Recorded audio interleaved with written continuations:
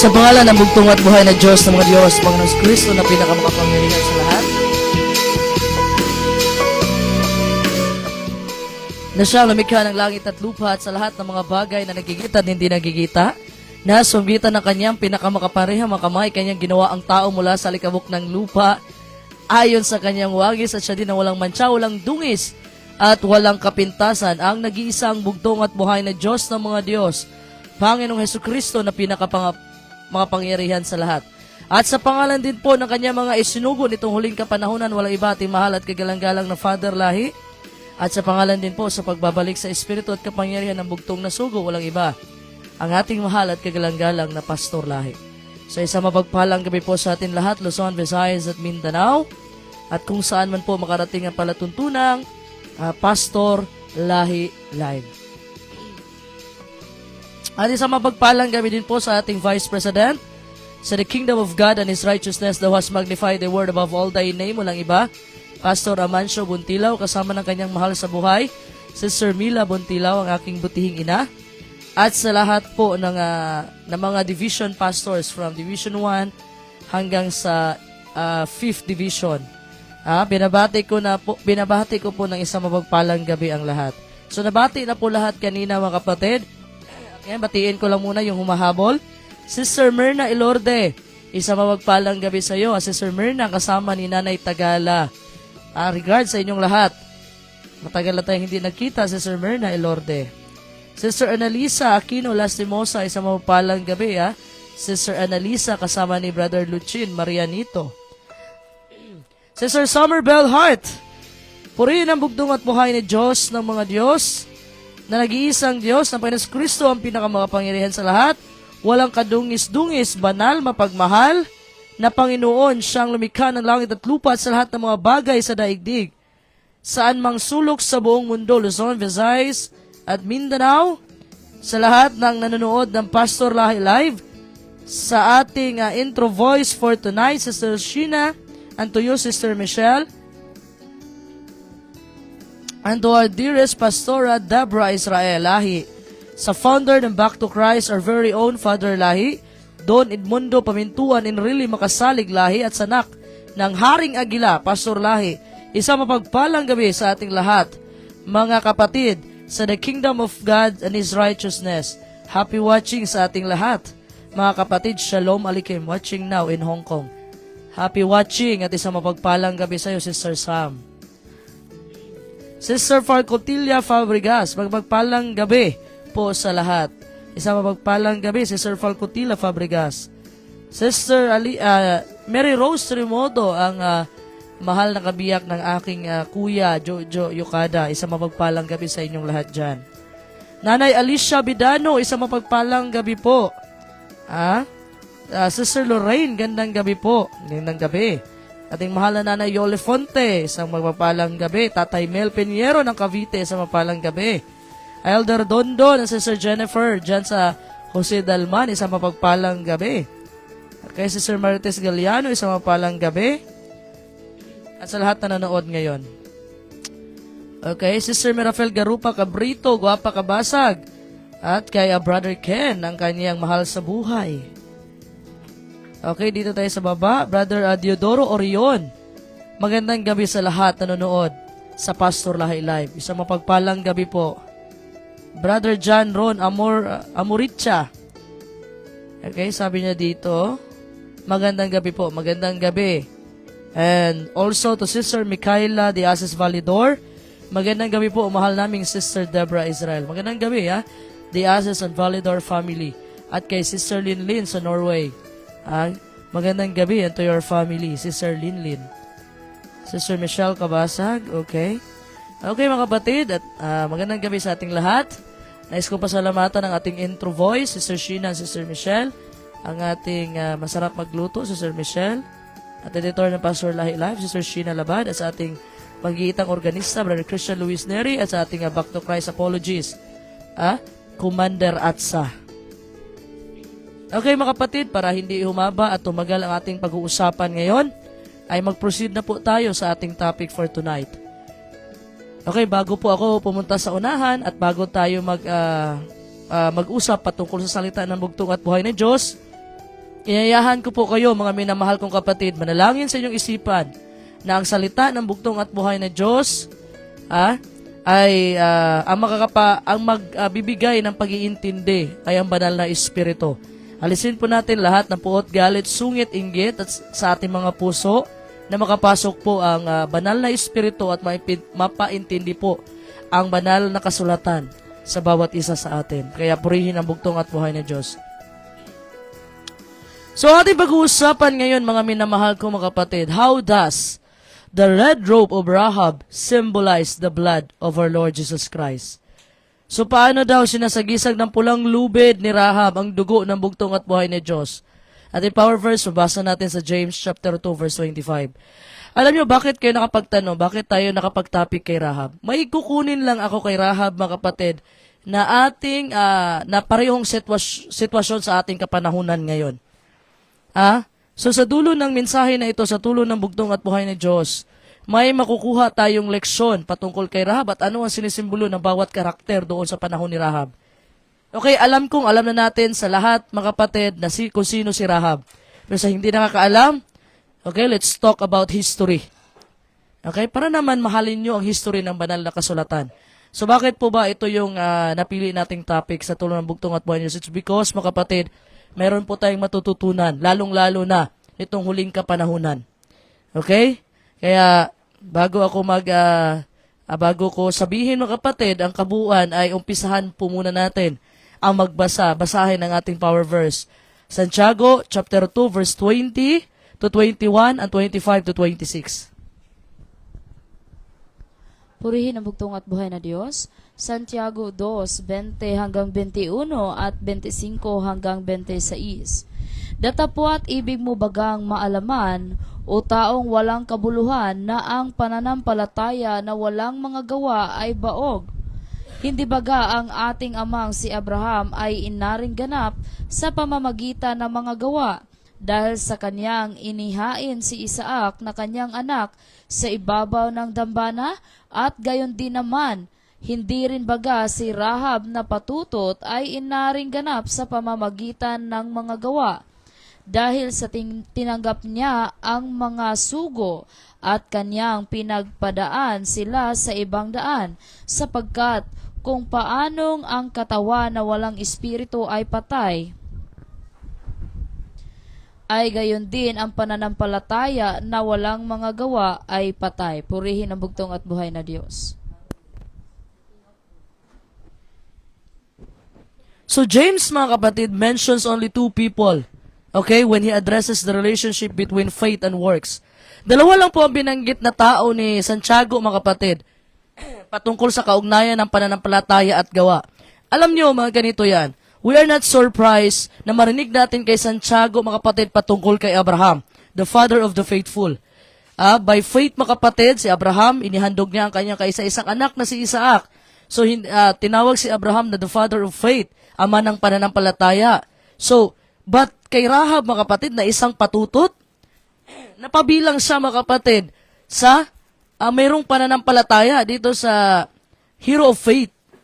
Napabilang si Rahab. So in Hebrews chapter 11, dito po sinabi ni Apostol Pablo, mga kapatid, patungkol sa heroes of faith. He writes, Hebrews chapter 11, verse 30 to 31.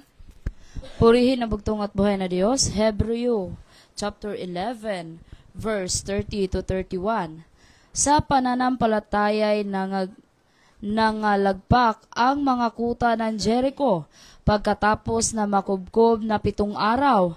Sa pananampalataya'y hindi napahamak na kasama ng mga manunuway ang patutot na si Rahab na tumanggap na payapa sa mga titik. Purihin na bugtong at buhay na Diyos. Again, mababasa po natin ang pangalan ni Rahab, mga kapatid. Only 2 women are specifically mentioned in Hebrews chapter 11. Si Sarah and the harlot Rahab. Si Rahab po isang prostitute, mga kapatid. And did you know that Rahab was also one of the ancestors of our Lord Jesus Christ, mentioned in the first chapter of the New Testament, Matthew chapter 1 verse 5? Na si Rahab, mga kapatid, ay isa sa mga ninuno ng ating bugtong at buhay na Diyos. In fact, she was the great-grandmother of King David. Siya po ay lola, great-grandmother. Lola sa lola ni Haring David. Obviously, the story of Rahab deserves our serious consideration. Bakit mga kapatid? Alam mo, sa panahon po na pinagpala po ni Jacob ang kanyang anak, yung 12 sons, yung 12 patriarchs, ay binigay po niya ang scepter mga kapatid, yung scepter na makikita natin sa hari, binibigay po niya yung scepter mga kapatid kay Judah. So which means mga kapatid, yung scepter nagsimbolo ng leadership at pagkahari. So si David mga kapatid is from the tribe of Judah. At doon po nanggagaling yung lineage o lahi ng ating bugtong at buhay ni Diyos is from the tribe of Judah. Alam mo kasi, nung panahon kasi mga kapatid na si Joseph ay nandoon sa Ehipto, nagkaroon ng gutom mga kapatid kung saan silang Jacob.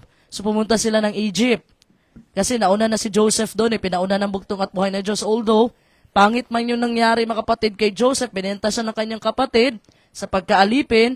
Pero, kaya sinabi ng Romans chapter 8 verse 28, all things work together for good for those who love God. Pangit man o maganda ang nangyari ay para ito sa iyong ikabubuti. So, naligtas mga kapatid, sila Jacob at ang kanyang mga anak sa tulong ng bugtong at buhay na Diyos mula sa gutom na dumating na 7 taon. So sa lahat mga kapatid, kasi ang kapatid ni Joseph ay si Benjamin. So sa lahat mga kapatid ng mga anak ni Jacob, kasi kukunin ni Joseph si Benjamin bilang kapalit. So ang nag-surrender na kanyang sarili, kasi nga depressed na si Jacob sa panahon na akala niya namatay na si Joseph. So ang nag-offer ng kanyang sarili mga kapatid ay walang iba kundi si Judah. So nakabawi si Judah mga kapatid kasi siya yung nagsabi na wag na nating patayin, ilagay na lang natin sa bangin, ilagay na lang natin sa butas, so nakabawi. So ganun din po ang ginawa ng bugtong at buhay ni Diyos, in-offer niya ang kanyang buhay para sa ating lahat. So mga kapatid, obviously, nangako po ang bugtong at buhay ni Diyos kay David in 2 Samuel chapter 7 that this house, ibig sabihin yung lahi, yung lineage po ni David, and kingdom would be established forever. Ito po yung sa ating bugtong at buhay ni Diyos. Kasi alam nyo, may bulag mga kapatid, si Bartimeo sa sumisigaw, Jesus na anak ni David, Jesus na anak ni David. So nasa lahi po mga kapatid ng tribe of Judah ang ating bugtong at buhay ni Diyos at si King David. At ang great-grandmother ni Haring David ay walang iba, ang isang prostitute na si Rahab. So the book of Joshua tells about the children of Israel finally taking possession of the promised land. Okay? Ang book of Joshua po mga kapatid, ay dito na po ang libro mga kapatid na finally ay mas mapapasakamay na nila yung lupang pangako.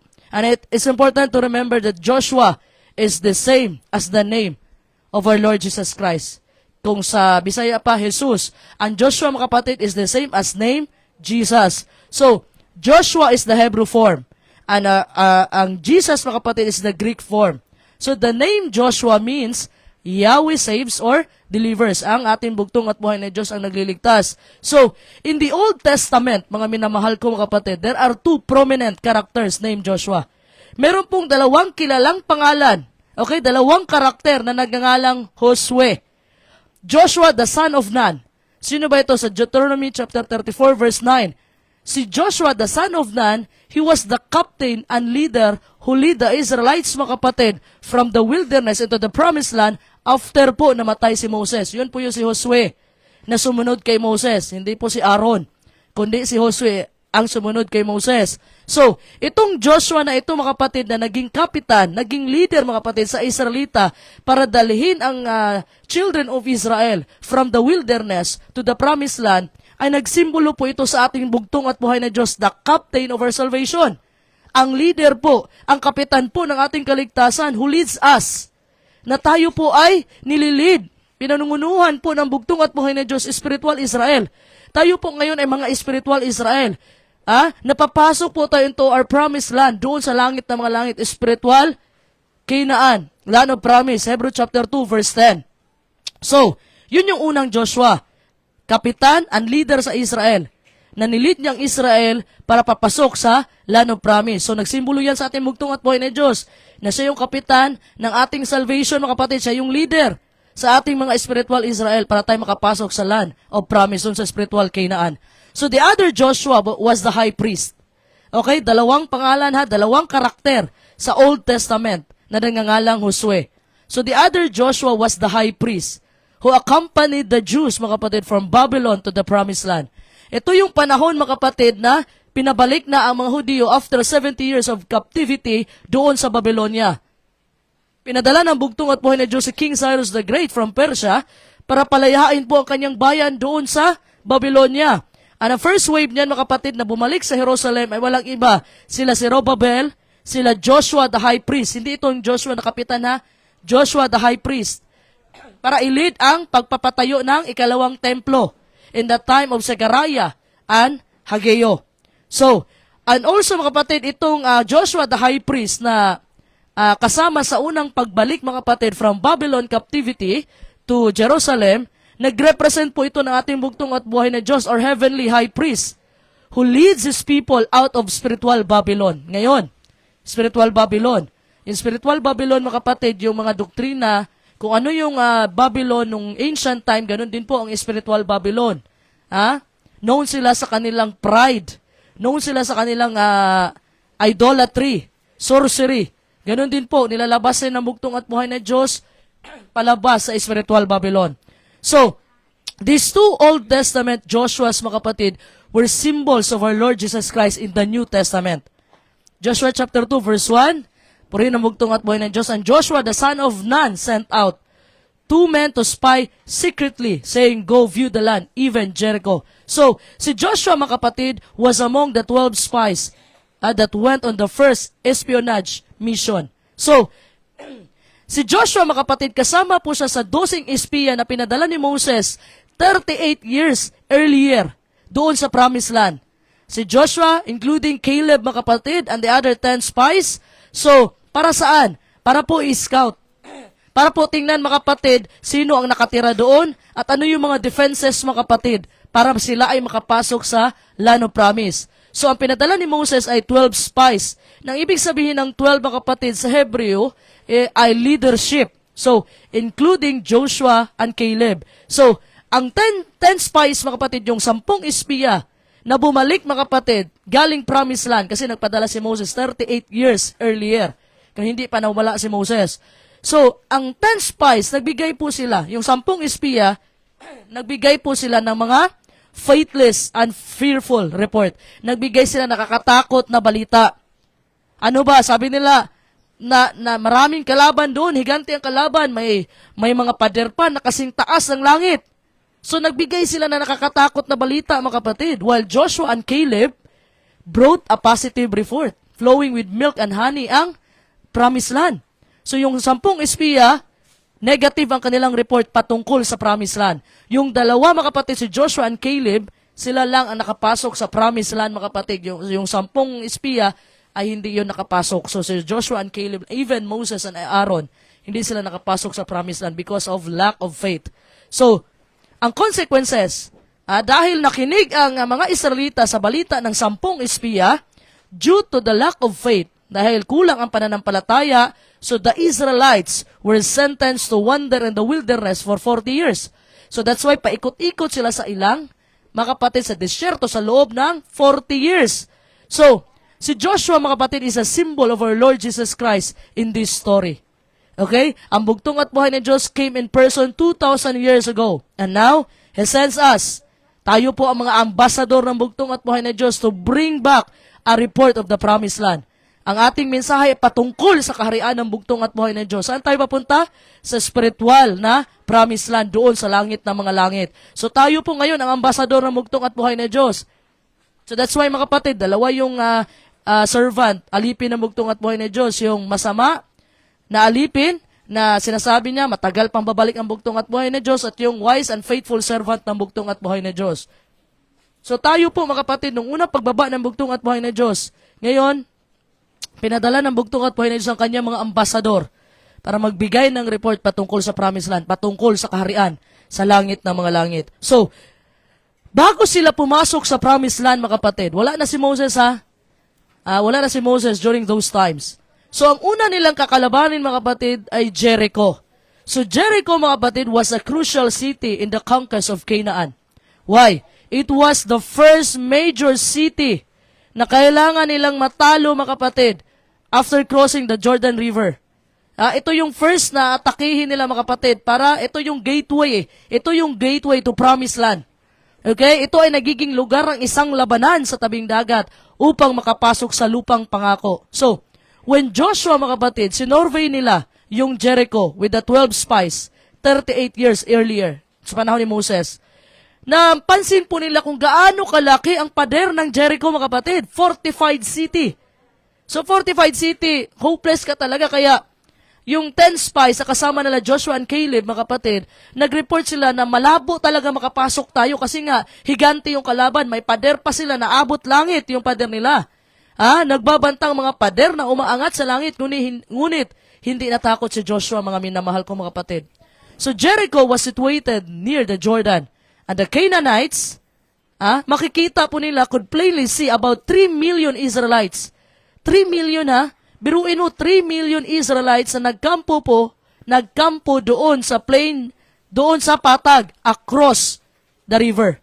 So, naunawaan ng mga tao doon sa Jericho, mga kapatid, na ang kanilang mga bagong kapitbahay, yung mga Israelita na umaabot ng 3 million, mga kapatid, ay nilayo na paalisin sila, na sila ay paalisin. So, narinig po ng mga Canaanites, mga kapatid, ang patungkol sa milagro na ginawa ng bugtong at buhay na Diyos sa panahon na nandoon sila sa Egypt. So, alam ng mga Canaanites, mga kapatid, na sila ay niligtas sa bugtong at buhay na Diyos from the slavery of the Egyptians. And then, alam ng mga Canaanites, mga kapatid, na hinati ng bugtong at buhay ng Diyos ang Red Sea. Umabot yung balita na yan doon sa Jericho. Para sila ay makatakas, hinati ng bugtong at buhay ng Diyos ang Red Sea. So nakarinig sila ng mga stories, mga kapatid, ng mga balita, ng mga kwento of how the Israelites conquered, tinalong other pagan nations. Alam nila yan, mga kapatid. At night, nakikita po nila yung glowing pillar of fire from the camp of Israel. Paggabi, nakikita nila yung pillar of fire. Ito yung presensya ng bugtong at buhay na Diyos. At sa araw naman, minamasdan po nila ang haliging ulap, pillar of clouds, na lumilipad sa itaas ng tabernakulo. Na nililiman po ang kampo ng Israel mula sa araw ng disyerto habang ang mga tao ay nagtitipon ng mga mana na nahulog mula sa langit nung nakaraang gabi. So nakikita nila lahat kasi nasa patag, mga kapatid, yung Israelites. Nandun sila sa patag. Hindi pa po sila nakarating sa lupang pangako. Nasa patag pa lang sila, mga kapatid. At the time na kinuha ni Moses yung 10 utos, si Moses ang umakyat ng bundok ng Sinai. Pero nasaan yung Israelita? Nasa paanan ng bundok. So, mga kapatid, nakita ng mga Canaanites to. Nakita nila kung ano ang milagro. Narinig lang nila yung milagro na ginawa ng bugtong at buhay ng Diyos. Pero nakita nila, mga kapatid, na yung pillar of clouds sa umaga na nagprotekta sa bayan ng bugtong at buhay ng Diyos at pillar of fire naman sa gabi. So, makikita mo, mga minamahal ko, mga kapatid, kung bakit nangamba ang mga tao sa Jericho sa presensya ng Israel. Okay? Joshua had told the 2 spies na tingnan ang lupa, especially ang Jericho. Kasi ang Jericho, ang first major city na kanilang dapat i-conquer sa tulong ng bugtong at buhay ng Diyos. Basahin mo natin, Joshua chapter 2, verse 1. Isa mapagpalang gabi po, Joshua 2 verse 1. At si Josue na anak ni Nun ay nagsugong lihim mula sa sitim ng 2 lalaki na pinakatitik na sinasabi, "Yumaon kayo na inyong kilalanin ang lupain at ang Jericho." At sila yumaon at pumasok sa isang bahay ng isang patutot na ang pangalan ay Rahab at nakituloy doon. Purihin ang bugtong at buhay na Diyos. So you see, in Bible times, mga minamahal ko, mga kapatid, especially in the pagan cultures, big houses by the city gates would often serve as a city inns. Yung mga malaking bahay sa tabi po ng mga pintuang daan ng lungsod ay kadalasang nagsisilbing mga tuluyan ng lungsod, nagiging inn. So Rahab and her family operated one of these inns right on the wall. Malapit sila sa pintuan ng lungsod, sila Rahab, mga minamahal kong kapatid, kung saan po dadaan ang manlalakbay. So, kadalasan ang mga bed and breakfast establishment na ito ay may kaunting dagdag, nag-extra service, mga kapatid. Alam mo na, ibig sabihin ng extra service.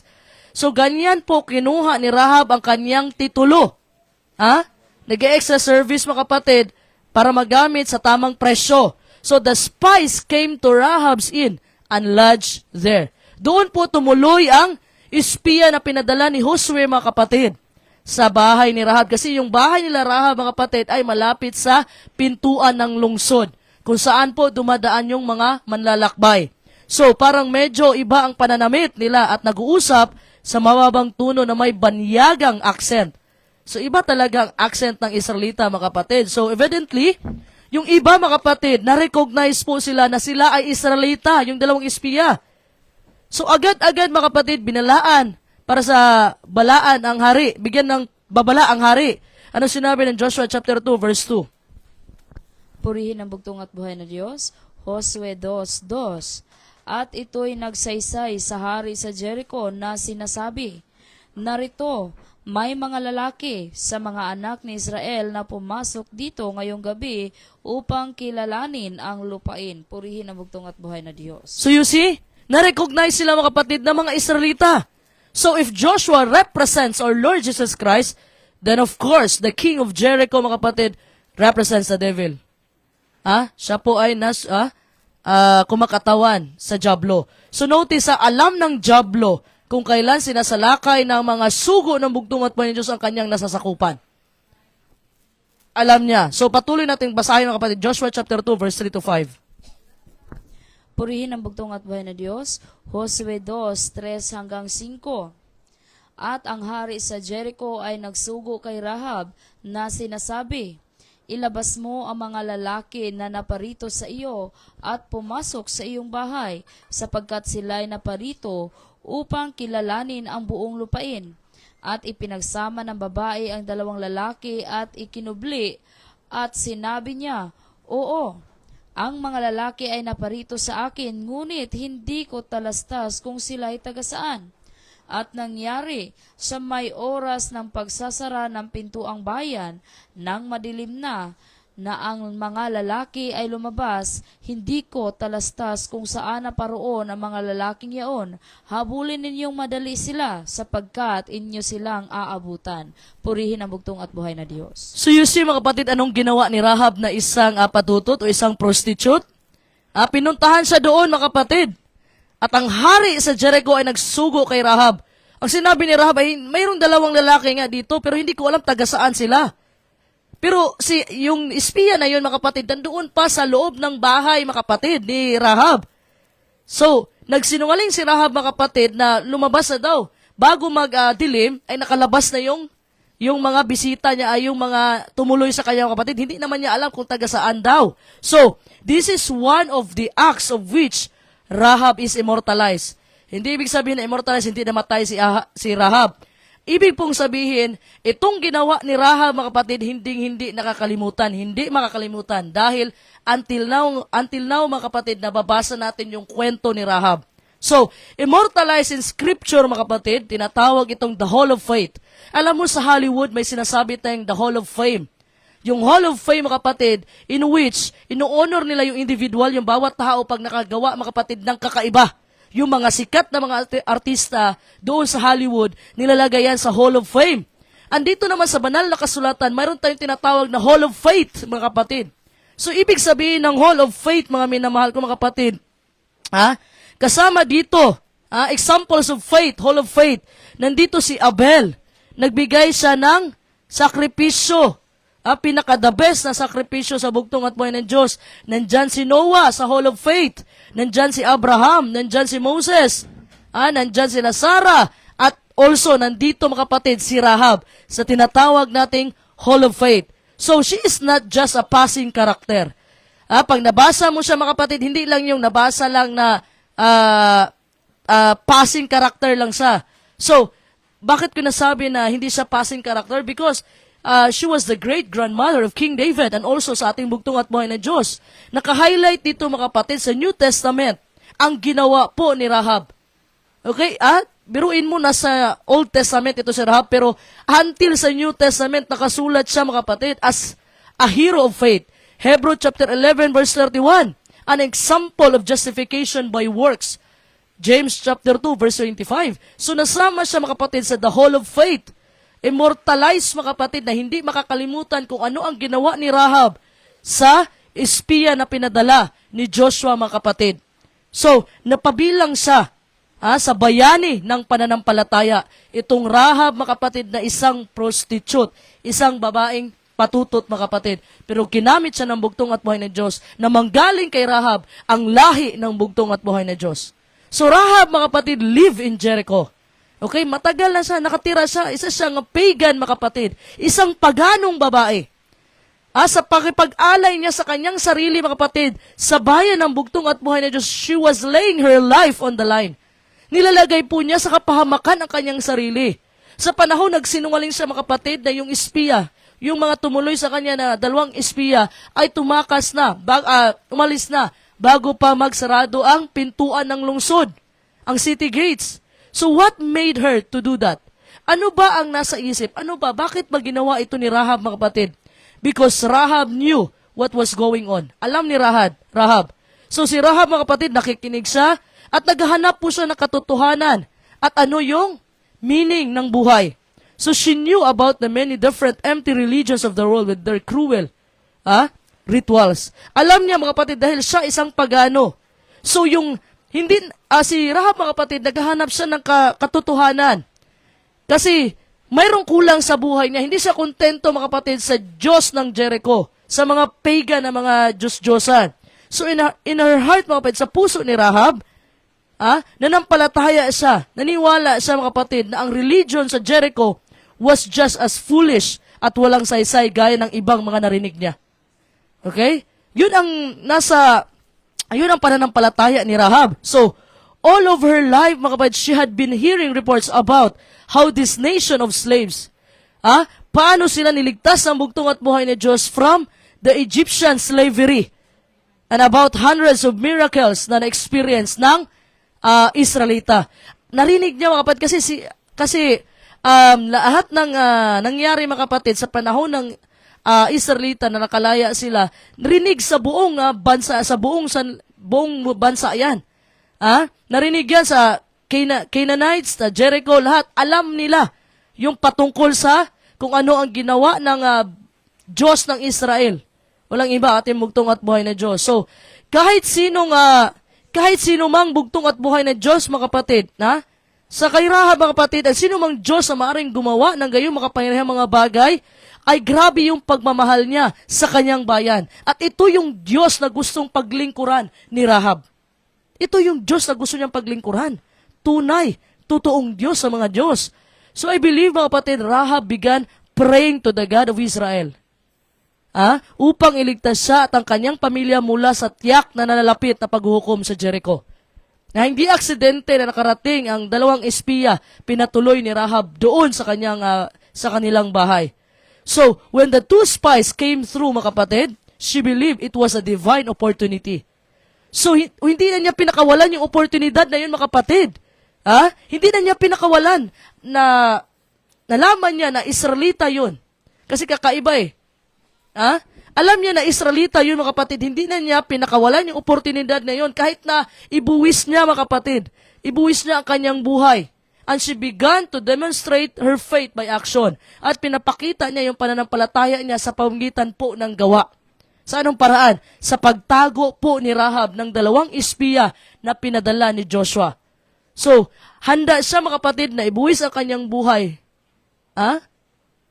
Para lang makilala niya ang Diyos ng Israel. Walang ibang bugtong at buhay na Diyos. Alam mo, in biblical times, mga kapatid, if you were caught for treason, pag ikaw po ay nahuli, mga kapatid, sa pagtataksil, ang gagawin po nila, dudukutin nila ang iyong mata, cut off your tongue and hands, puputulin ang iyong dila at yung kamay, mga kapatid, and drag you half alive through the streets of the city before they stone you as a traitor.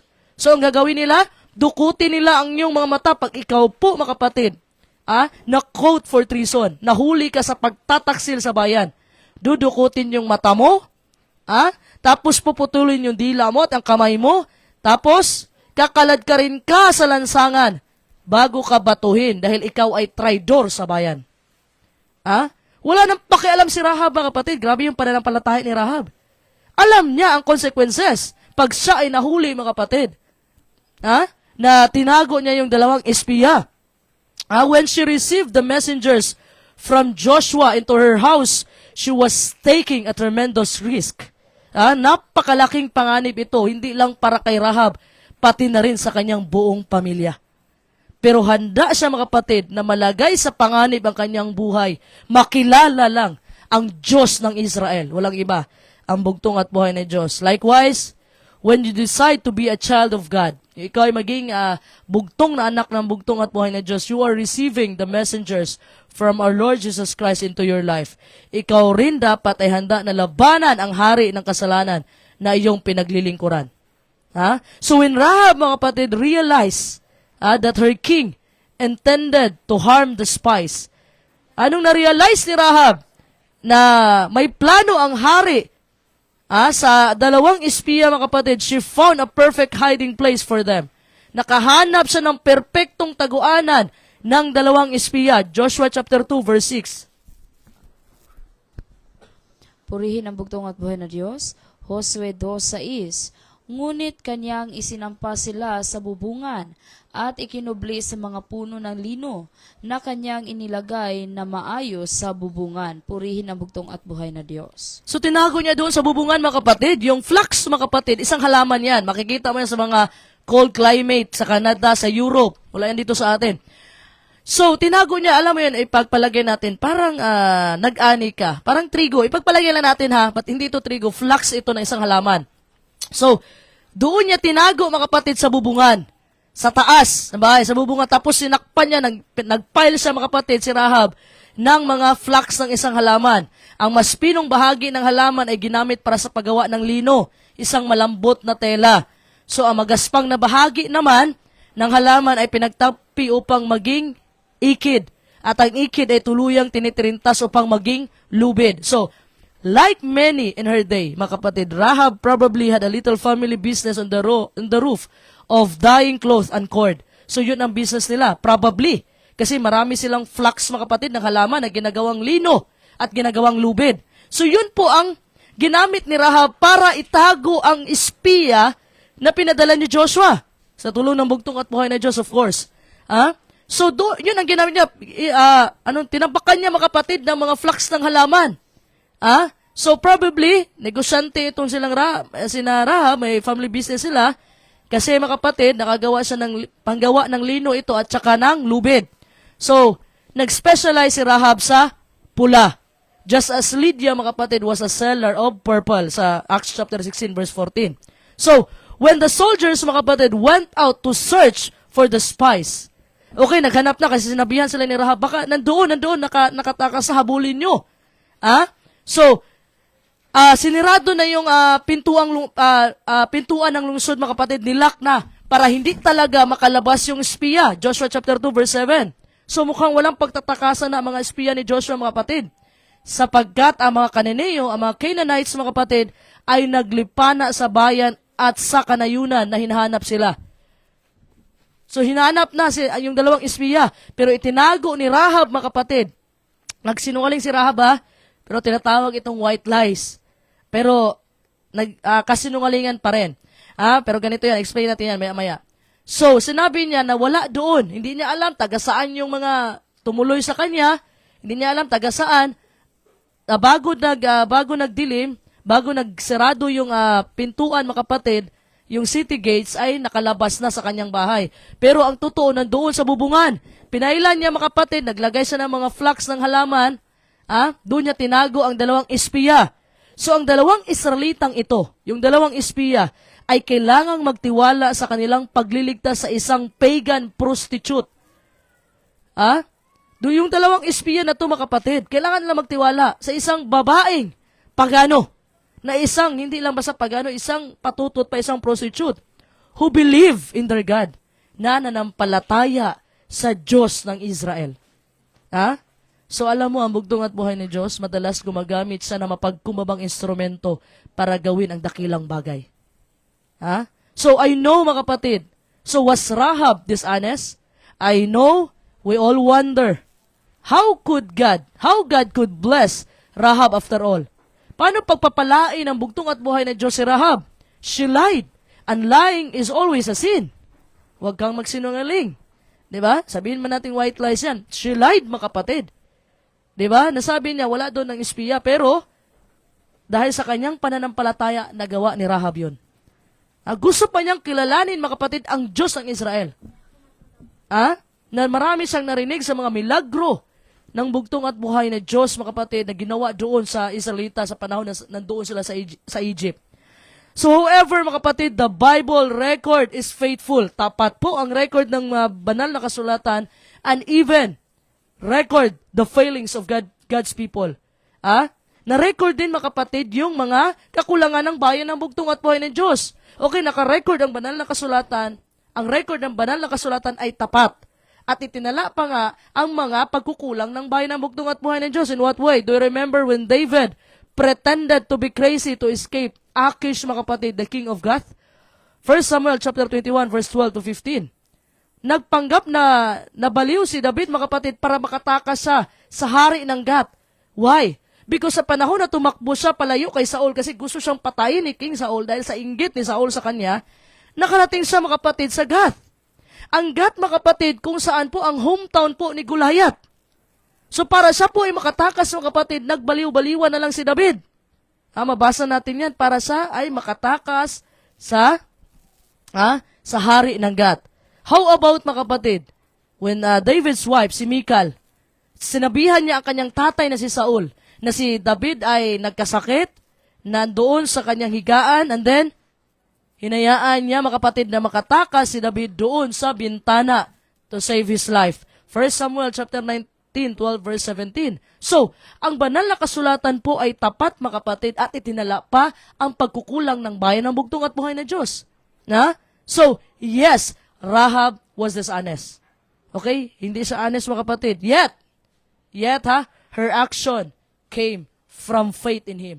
Yung kanyang ginawa, mga kapatid, yung kilos niya, ay nanggagaling po sa kanyang pananampalataya sa bugtong at buhay na Diyos. At ang bugtong at buhay na Diyos, tiningnan po ang kanyang tapat na puso, mga kapatid, ni Rahab. Ano sinabi ng Gawa chapter 17 verse 30? Purihin ang bugtong at buhay na Diyos. At ang mga oras ng kamangmangan na ito ay kinindatan ng bugtong at buhay na Diyos. Kinindatan ng Diyos. So, si Rahab, mga kapatid, in the Bible, a woman represents a church. So, ang babae po ay kumakatawan po sa iglesia. Mga kapatid, Jeremiah chapter 6 verse 2. And Rahab is a symbol of God's church. Why? Alam mo, may mga pagkakataon na ba sa kasaysayan ng iglesia ng bugtong at buhay na Diyos kung saan siya ay naging hindi tapat? Meron na ba sa kasaysayan, mga kapatid, na yung iglesia ng bugtong at buhay na Diyos ay hindi naging tapat sa ating bugtong at buhay na Diyos? Yes, many times. Alam mo, in the time of Hosea, mga kapatid, Hosea chapter 1 verse 2, sa panahon po na nagbigay ng instruction ang bugtong at buhay na Diyos kay Hosea, na kunin niya, pangasawain niya, yung isang prostitute na babae na si Gomer. Bakit ganun ang pinagawa ng bugtong at buhay na Diyos kay Hosea na isang kanyang sugo? Why?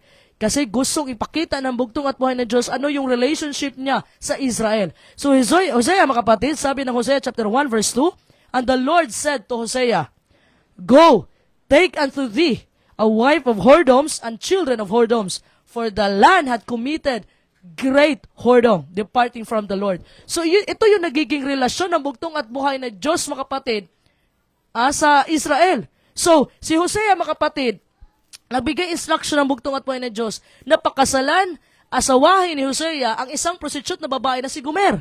So, ginawa ni Hosea yan. Then after that, mga kapatid, nagsama si Hosea at si Gomer na isang prostitute na babae. So after that, for how many months or ilang taon silang nagsama, bumalik si Gomer sa kanyang dating gawi. Sa pagiging prostitute. Naghanap siya ng ibang lover. Naghanap siya ng ibang lalaki, mga minamahal ko, mga kapatid. So, nagbigay ulit ng instruction ng bugtong at buhay na Diyos. Na hanapin niya, mga kapatid. Hanapin ni Hosea ang kanyang asawa na si Gomer. So, hinanap ni Hosea, mga kapatid. At nakita niya sa akto anong ginagawa ni Gomer at kinuha niya, binili niya ang kanyang sariling asawa ng 15 pieces of silver. Niredeem niya, mga kapatid, kasi yun ang instruction ng bugtong at buhay na Diyos. Why? Symbolically, mga kapatid, ang bugtong at buhay na Diyos gumagamit po ng marriage, kasal, to illustrate Sa anong paraan? Israel's spiritual adultery. Anong ibig sabihin? Worshipping other gods. Yung pagpakasal, mga kapatid, yung pag-asawa ni Hosea kay Gomer, yun ang naging relasyon ng bugtong at buhay ng Diyos sa Israelita. But ang bugtong at buhay ng Diyos remain faithful. Pero yung si Gomer, ay laging naghahanap ng ibang lover. So, spiritual adultery, symbolikal ang ginamit ng bugtong at buhay para mapakita niya ang relasyon niya sa Israel na tumalikod sa kanyang Israel, naghahanap ng ibang Diyos. So, Gomer, mga kapatid, left Hosea to pursue other lovers. So, anong ginawa? Si Hosea, kinuha niya ulit, mga kapatid, si Gomer, mga kapatid, binili niya. Nang ibig sabihin, despite her adultery and abandonment, despite sa ginawa sa pakikiapid o pangalunya ni Gomer, mga kapatid, at pag-iwan niya kay Hosea, inutusan ng bugtong at buhay na Diyos si Hosea na tubusin siya. So, ibig sabihin, sumasagisag po ito sa walang humpay, tumutubos na pag-ibig ng bugtong at buhay na Diyos. Yun ang naging relasyon ng bugtong at buhay na Diyos sa bansang Israel. Na lagi silang tumatalikod. Lagi naghahanap, mga kapatid, nagsaserve ng other gods. Pero ang bugtong at buhay na Diyos remain faithful, naging tapat ang bugtong at buhay na Diyos. So ganun po, mga kapatid, as kingdomites, as mga bugtong na anak ng bugtong at buhay na Diyos, mga kapatid, sa pamamagitan ng Espiritu, you are symbolically married to our Lord Jesus Christ. You make vows when you commit your life to Him. Ikaw ay nagbigay ng mga panata, mga kapatid, sa panahon na kinumit mo yung buhay mo sa bugtong at buhay na Diyos. Kung ikaw ay tatalikod sa bugtong at buhay ng Diyos at sadyang sumunod sa mga tukso ng dyablo, ikaw ay gumagawa ng isang uri ng espiritual na pangangalunya. Ito yung tumatalikod ka at nagkaroon ka ng ibang Diyos sa harapan ng bugtong at buhay ng Diyos. Yun ang naging relasyon ng bugtong at buhay ng Diyos sa literal nation of Israel. Yun ang naging relasyon ng bugtong at buhay ng Diyos. But ang bugtong at buhay ng Diyos remain faithful, mga kapatid. Pero ang Israel laging tumatalikod sa bugtong at buhay ng Diyos para mag-pursue ng other gods. So the good news in this story, mga kapatid, is that God can forgive and change someone like Rahab. Ito yung magandang balita, mga kapatid, sa kwento ni Rahab, na kayang baguhin ang bugtong at buhay at kayang patawarin ang bugtong at buhay ng Diyos, ang katulad ni Rahab. So, she ended up being a mother in Israel, an ancestor of our Lord Jesus Christ. Grabe ang kwento na ito. Pinili ng bugtong at buhay na Diyos na maging great-great-great-grandmother niya ay walang iba, ang isang prostitute na babae. Dahil po, mga kapatid, pipiliin ang bugtong at buhay ng Diyos kung sino ang gusto niyang pipiliin. Dahil po sa puso. Dahil sa pananampalataya ni Rahab, mga kapatid, na nakita ang pananampalataya sa isang pagan na tao, sa isang pagan na babae, isang prostitute pa. So if God can change the hearts of the people like Rahab and Mary Magdalene, He can change yours and mine as well. Mababago din yan ang bugtong at buhay ng Diyos if you're willing, mga kapatid, na ipabago sa bugtong at buhay ng Diyos ang iyong puso. So, after Rahab diverted the soldiers, okay, yung mga sundalo, after na dinivert niya, wala dito, nandoon, hindi pa yun nakakalis, hindi pa yun nakakalayo. She returned to the roof, bumalik siya doon sa bubungan, mga kapatid, and commune with her refugees sa kanya mga tinulungan. Joshua chapter 2 verse 9 and 11, purihin ang bugtong at buhay ng Diyos, I know that the Lord hath given you the land, sabi ni Rahab, and that your terror is fallen upon us, and that all of the inhabitants of the land faint because of you. Takot ang mga naninirahan sa Jericho, mga kapatid, dahil sa Israel. For the Lord your God, He is God in heaven, above and earth beneath. So, kung sa Tagalog version, mga kapatid, nalalaman ko na ibinigay sa inyo ng Panginoon ang lupain at ang inyong kakilabutan, at ang inyong kakilabutan ay nahulog sa amin, at ang lahat ng mga nanahan sa lupain ay nangalupaypay dahil sa inyo. So, takot na takot, mga kapatid, ang Canaanites, ang mga taga-Jericho sa Israel.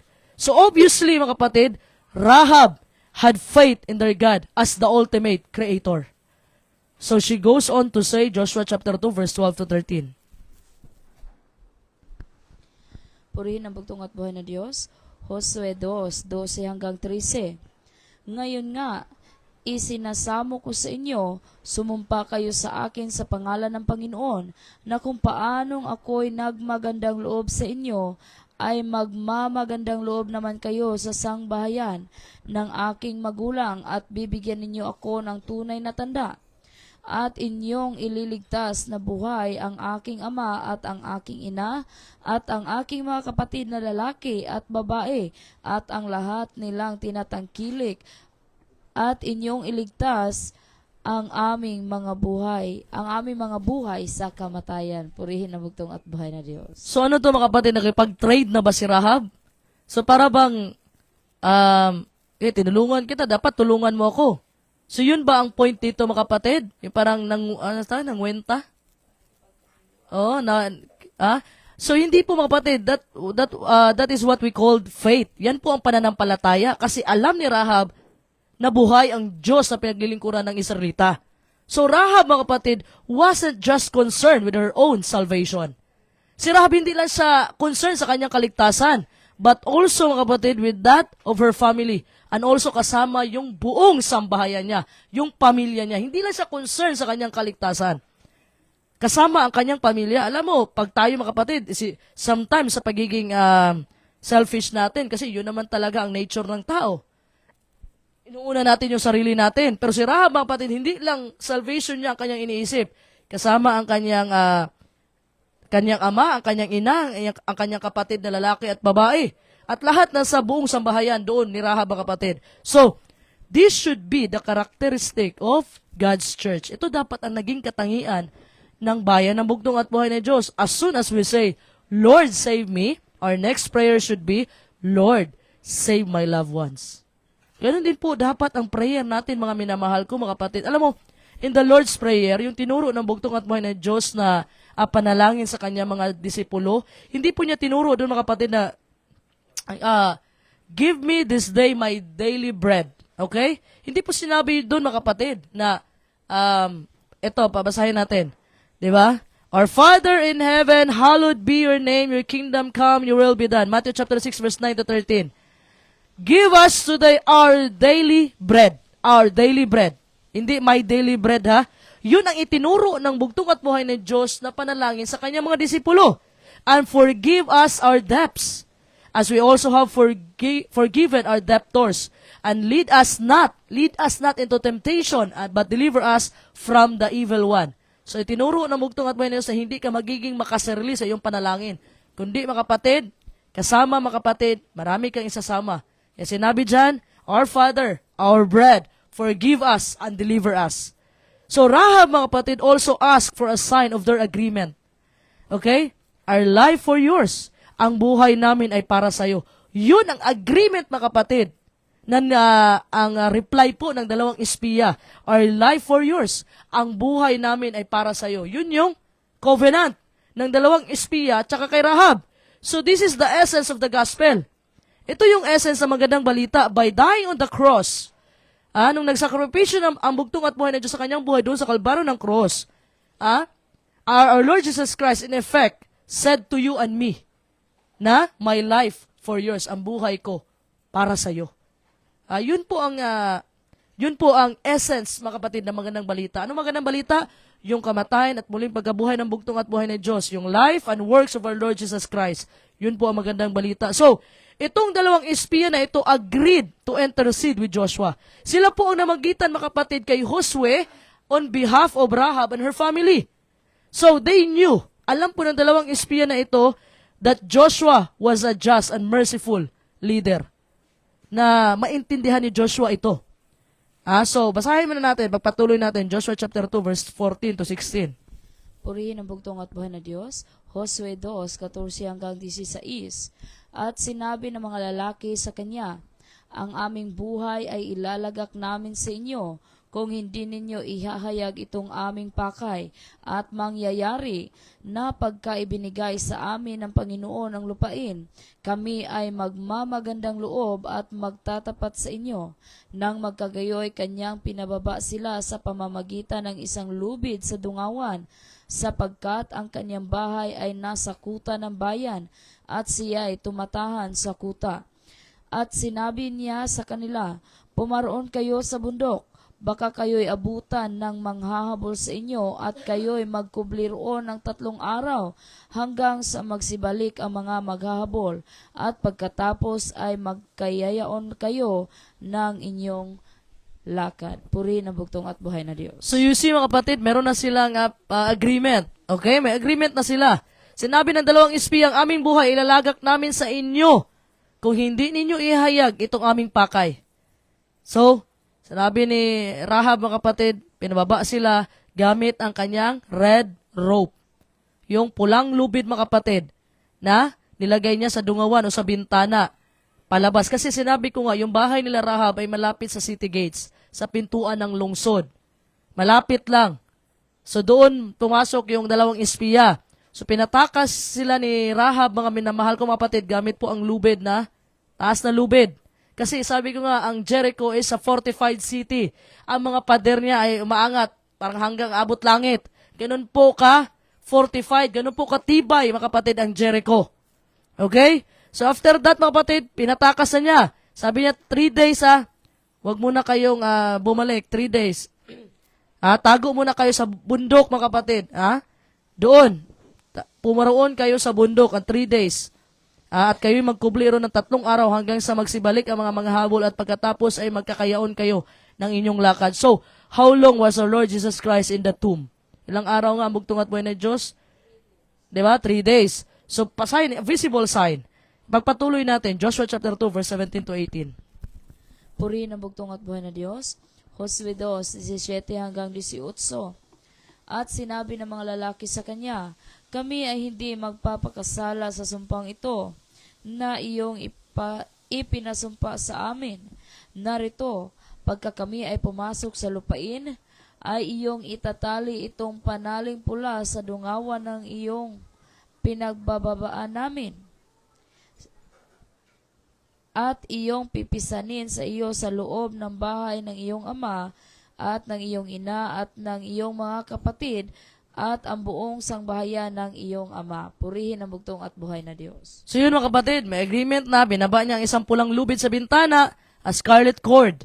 So, naligtas na bababa ang mga espiya mula sa mataas na bubong patungo sa lupa sa labas ng lungsod. So, diretso na.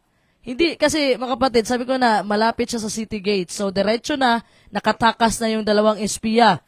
Sabi niya, unless, maliban, sinabi ng 2 espiya, unless the red rope was hanging from her window, maliban na lang yung pulang lubid na yon, ay nasa kanyang bintana, mga kapatid, nakasabit sa kanyang bintana, when the Israelites came to conquer the city, no one in her house would be saved. Maliban na lang kung ang pulang lubid na ito ay kanyang ilalagay sa kanyang bintana, mga kapatid, sa panahon na atakihin na ng Israelita ang Jericho, mga kapatid. Maliban na hindi sila maliligtas. So dapat ilagay ni Rahab, mga kapatid, yung pulang lubid na ginamit niya sa pagpapatakas niya sa espiya, yun din ang lubid ang gagamitin, mga kapatid.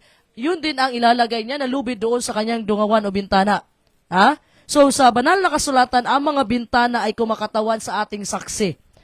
Remember, mga kapatid, when Daniel prayed, si Daniel, nanalangin siya with his window open, sa panahon po na si Daniel, mga kapatid, nagkaroon ng decree doon, mga kapatid, sa Persia, si King Darius, mga kapatid, na bawal kang dumaing o bawal kang lumuhod sa kahit sinong Diyos o sa tao man yan, bawal ka humingi, kundi kay King Darius lang sa loob ng 30 days. Pero anong ginawa ni Daniel? Pumunta siya sa kanyang bahay, binuksan niya ang lahat ng mga bintana at nanalangin siya 3 times a day. So yung bintana, mga kapatid, representing unwavering faith and public witness to God despite persecution. So naging saksi, mga kapatid, sa lahat ng mga pastors, nakikita nila kung ano ang ginagawa ni Daniel. Binuksan niya ang mga bintana. So ang bintana, mga kapatid, kumakatawan po sa saksi, sa unwavering faith, sa pananampalataya at witness patungkol sa bugtong at buhay na Diyos despite persecution. So, ano ba, mga kapatid, ang ibig sabihin ng red rope? Okay, ano ba ang ibig sabihin? Ano ang maaring kinakatawan ng pulang lubid na ginamit po ni Rahab para patakasin po ang 2 espiya? So, reread Exodus chapter 12, mababasa po natin yung story of the Passover. Yung Passover, mga kapatid, at the time na naging alipin ang Israelita sa Egypt, nagpadala po ng 10 salot ang bugtong at buhay ni Diyos. At yung huling salot, mga kapatid, ay patayin ang lahat ng mga firstborn, including sa mga hayop, kasama na ang anak ni Pharaoh, mga kapatid. So, nabigay instruction ang bugtong at buhay ni Diyos sa bayan, sa kanyang bayan, sa Israelita, na magpatay ng tupa, tapos, mga kapatid, after that, yung dugo niyan, ilalagay sa mga pintuan. So, the angel of judgment killed all the firstborn of Egypt. Yun yung huling salot, mga kapatid, na ibinuhos ang bugtong at buhay na Diyos sa Egypt para mapalaya ang kanyang bayan. So, naligtas po yung bayan ng bugtong at buhay ng Diyos. Lahat ng may dugo sa kanilang pintuan ng tupa na nagrepresent sa ating bugtong at buhay na Diyos ay naligtas po, mga kapatid, sa kamatayan. Okay? So, these messengers in Jericho used the very same symbol. Tingnan natin anong nangyari. Ginamit din nila, mga kapatid, ang parehong simbolo. Joshua chapter 2, verse 19. Purihin ang bugtong at buhay na Diyos. Josue 2:19. At mangyayari na sinumang lalabas sa mga pintuan ng inyong bahay sa lansangan ay mabububo ng kanyang ulo ng kanyang dugo, at hindi namin magiging kasalanan, at sinumang kasama mo sa bahay ay mahuhulog sa aming ulo ang dugo niya kung may magbuhat sa kanya ng kamay. Purihin ang bugtong at buhay na Diyos. So you see, mga kapatid, so during the time of Passover, nung dumaan yung anghel ng kamatayan, yung pinatay lahat ng mga firstborn doon sa Egypt. So lahat ng mga dugo sa pintuan nila, mga kapatid, dinaanan lang. So the same symbol ang ginamit dito, mga kapatid, sa panahon ni Rahab. So yung red rope na yon, ito yung magiging sign, mga kapatid, na itong sambahayan na ito ay hindi mapapahamak. Itong sambahayan na ito si Rahab at ang kanyang buong pamilya. Pero pag once lumabas ka sa bahay ni Rahab, once lumabas ka, mga kapatid, ano sinabi? Mabububo sa kanyang ulo ang kanyang dugo, patay ka. Pag lumabas ka, mga kapatid, kasi yung sambahayan ni Rahab na tumulong sa 2 espiya, yun lamang ang maliligtas.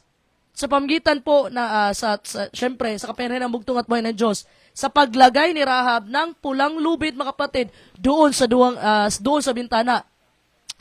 So like the blood on the Israelites doorpost, na ini-indicate po dito yung kanilang pananampalataya, yung kanilang tiwala sa habag ng bugtong at buhay ng Diyos. Yung red rope, mga kapatid, yung pulang lubid, nagsimbolo ng covenant po ni Rahab kay Josue, kay Joshua, via his messenger, sa pamgitan po ng kanyang 2 espiya na pinadala. So this is the story of salvation, mga minamahal ko, mga kapatid. So you know, the rest of the story, Joshua and his troops, mga kapatid, march around Jericho 13 times. 13 times, mga kapatid, nagmarcha sila sa Jericho, 1 time for each 6 days. Isang beses sa isang araw. Then 7 times on the 7th day. So nagmarcha, so a total of 13 times. So, they blew, mga kapatid, they blew the trumpets, shouted, and the walls fell down flat. At bumagsak ang fortified city. Bumagsak po ang Jericho, ang wall ng Jericho. Joshua chapter 6 verse 15. Sila po ay nagkantahan, sila po ay nagpatugtog, mga kapatid. Sila po ay nagpatugtog, mga kapatid, sila ay nagsigawan. Sila po, hinipa nila ang kanilang mga trumpeta, sumigaw, at ang mga pader ay bumagsak ng patag. Yung fortified city na yon, na sobrang taas na mga pader, na umaangat hanggang abot langit, ay nabagsak yun, mga kapatid, na walang ginawa ang Israelita, mga kapatid. Hindi sila bumunot ng mga kanilang mga espada, kundi sa pamgitan po ng intervention, sa pamgitan po ng kapangyarihan ng bugtong at buhay ng Diyos. Ang ginawa nila, minartsahan nila, mga kapatid, once a day.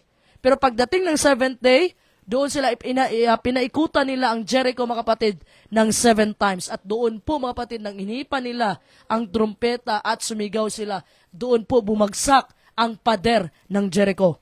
So, alam nyo, marami din mga tao, mga kapatid. There were many people, probably, nagtatago sila sa kanilang mga kanya-kanyang bahay.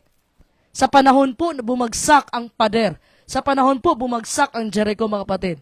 So, ang katanungan ngayon, kasi marami ding tao, mga kapatid, nandoon sa kanya-kanilang mga bahay. No, sa panahon, mga kapatid, na pinalibutan ng Israelita ang Jericho. 7 times silang umikot sa panahon ng 7th day, sa ikapitong araw. So maraming mga tao nakatira sa kanilang mga bahay. So ang tanong, sapat na ba yun mga kapatid para iligtas sila na nasa ilang bahay sa isang lugar? Sapat na ba yun mga kapatid na iligtas sila kasi nandun sila sa bahay? Sa kanilang mga bahay? Hindi. Why? Bakit mga minamahal ko mga kapatid? Kagaya na lang po ng Israelita. Okay?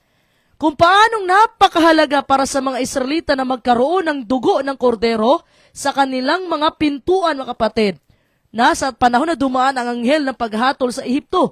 Ganun po kaimportante, napakahalaga po na nasa bahay ni Rahab na may pulang lubid sa bintana kapag bumagsak ang mga pader. Ano yung sinabi ng dalawang espiya?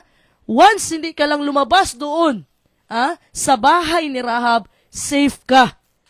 Dahil sa agreement na kapatid, sa covenant ni Rahab at ni Joshua sa magitan ng kanyang dalawang espiya. Pero pag once lumabas ka doon sa bahay ni Rahab, patay ka. Wala na silang pananagutan. Ang usapan ay usapan. Pero pag once nandun ka lang sa bahay ni Rahab, mga kapatid, safe ka at ililigtas ka ng bugtong at buhay na Diyos. Kasi inuunor ng bugtong at buhay na Diyos, mga kapatid. Yun ang napag-usapan. Tinago ni Rahab because of faith, mga kapatid, dahil sa pananampalataya niya sa bugtong at buhay na Diyos, inunor ng bugtong at buhay na Diyos yun.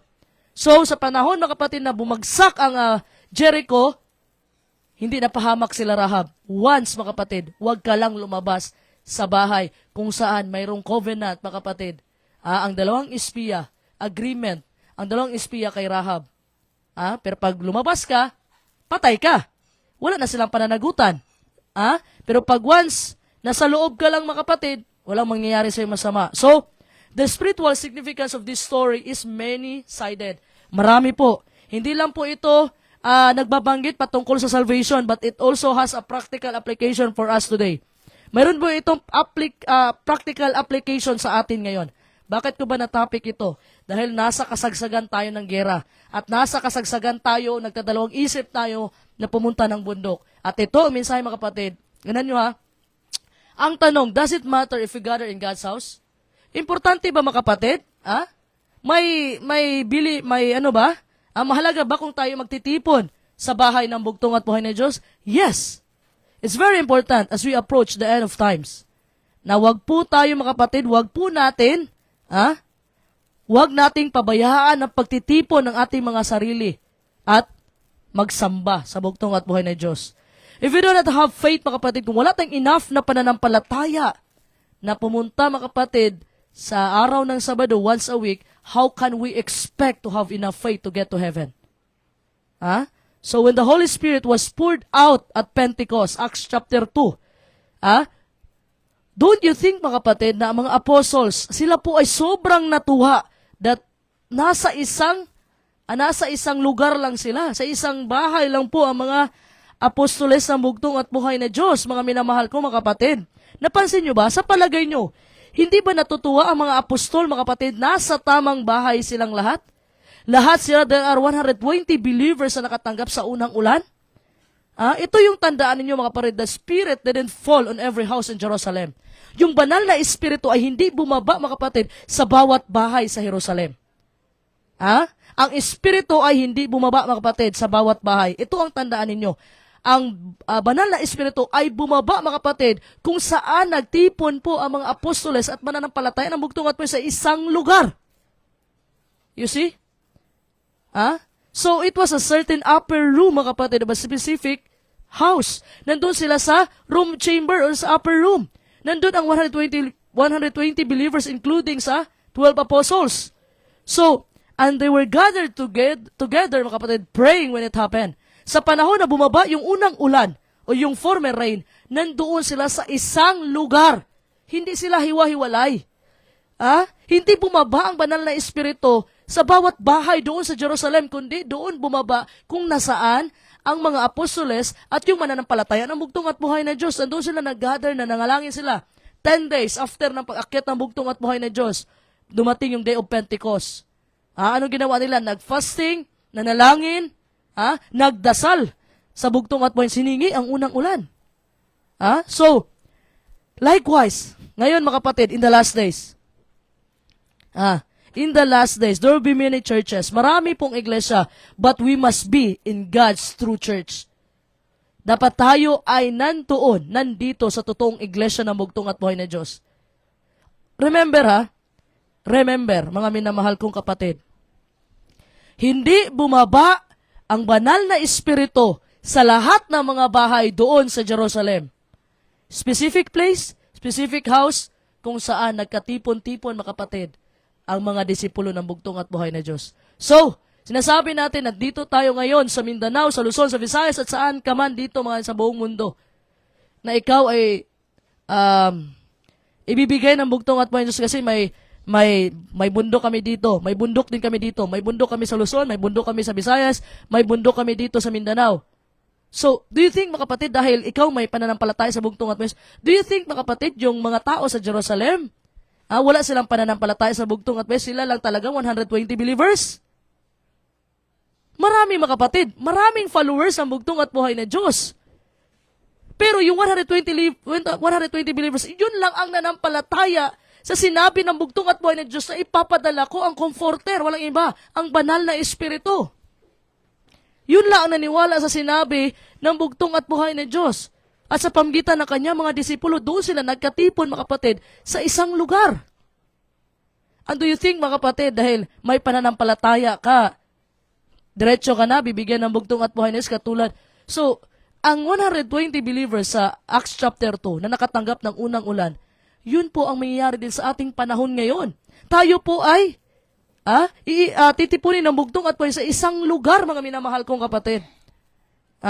Kung saan, dadalhin tayo doon sa banal na bundok, kung saan matutunan natin mag-vegetarian, matutunan natin, mga kapatid, manalangin, makapag-fasting na tayo. Bago ibibigay ng bugtong at buhay ang huling ulan, kailangan mo na magkatipon-tipon ang bayan ng bugtong at buhay na Diyos. Kasi isang direction, mga kapatid, isa lang po, mga kapatid. Isang lugar lang, mga kapatid, kagaya na nangyari sa panahon ng mga apostoles. Hindi sila hiwa-hiwalay nung panahon na binuhos sa bugtong at buhay na Diyos ang unang ulan.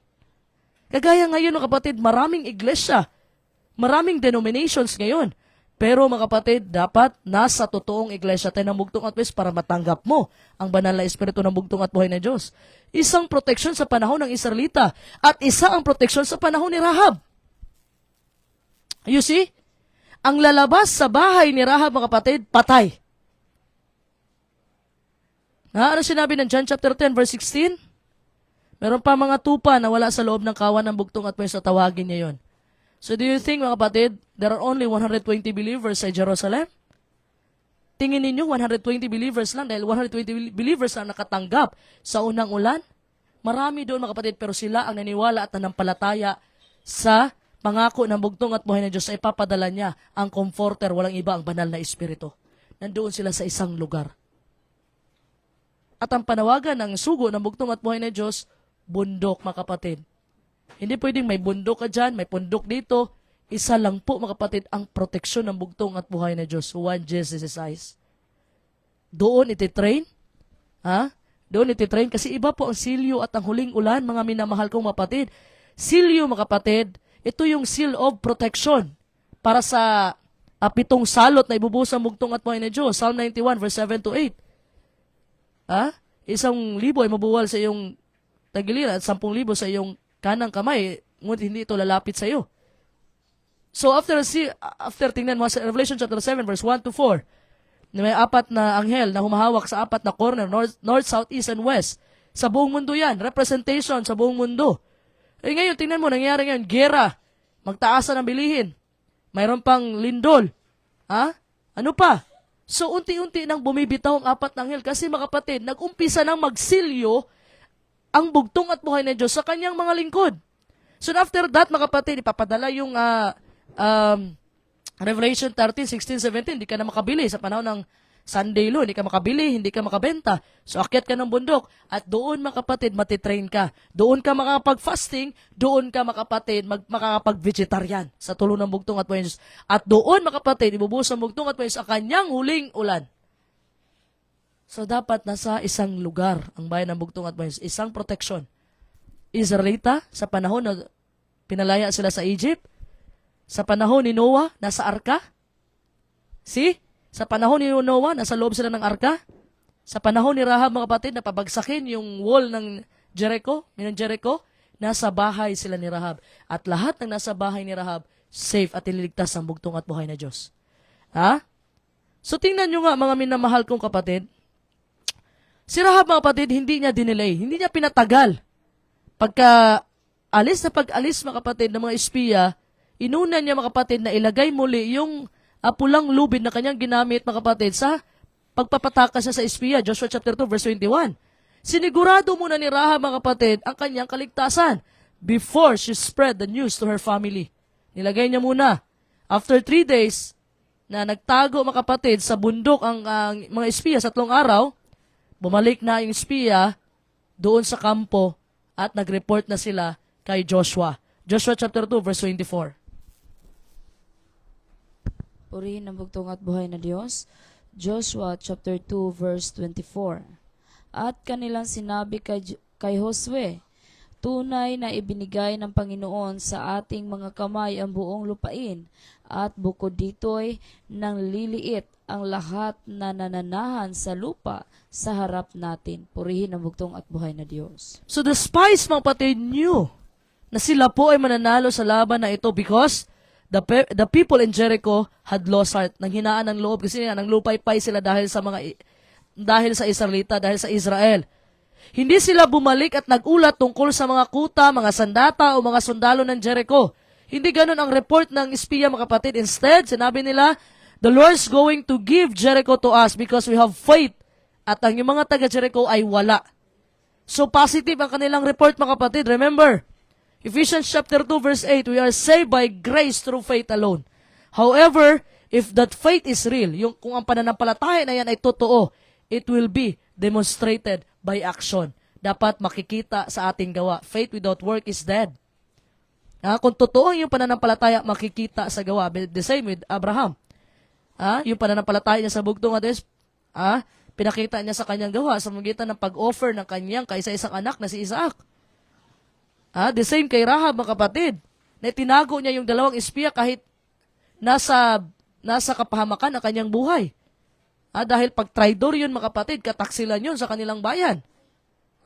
So for instance, mga kapatid, when David went to fight Goliath, he said to the giants, ano sinabi niya kay Goliath? 1 Samuel chapter 17, verse 45. Purihin ang bugtong at buhay na Diyos. 1 Samuel chapter 17 verse 45. Thou comest to me with a sword, and with a spear, and with a shield, but I come to thee in the name of the Lord of hosts. Purihin ang bugtong at buhay na Diyos. So nung bitbit ni Goliath, mga kapatid, sword and spear. Mayroon pang shield. Higanti si Goliath, But si David, mga kapatid, pumunta siya doon in the name of our Lord Jesus Christ, in the name of the Lord of hosts. So, si David ba, mga kapatid, gumamit ba siya ng sandata? Yes, meron siyang sling, lambanog, kumbaga. So, yung stones, mga kapatid, yung bato na ginamit niya, yun po na nag-represent ng kanyang gawa, na nagmula po sa kanyang pananampalataya. So, yung bato na yun, mga kapatid, 3 bato, isa lang yung binala niya, mga kapatid, at tumama dito kay Goliath.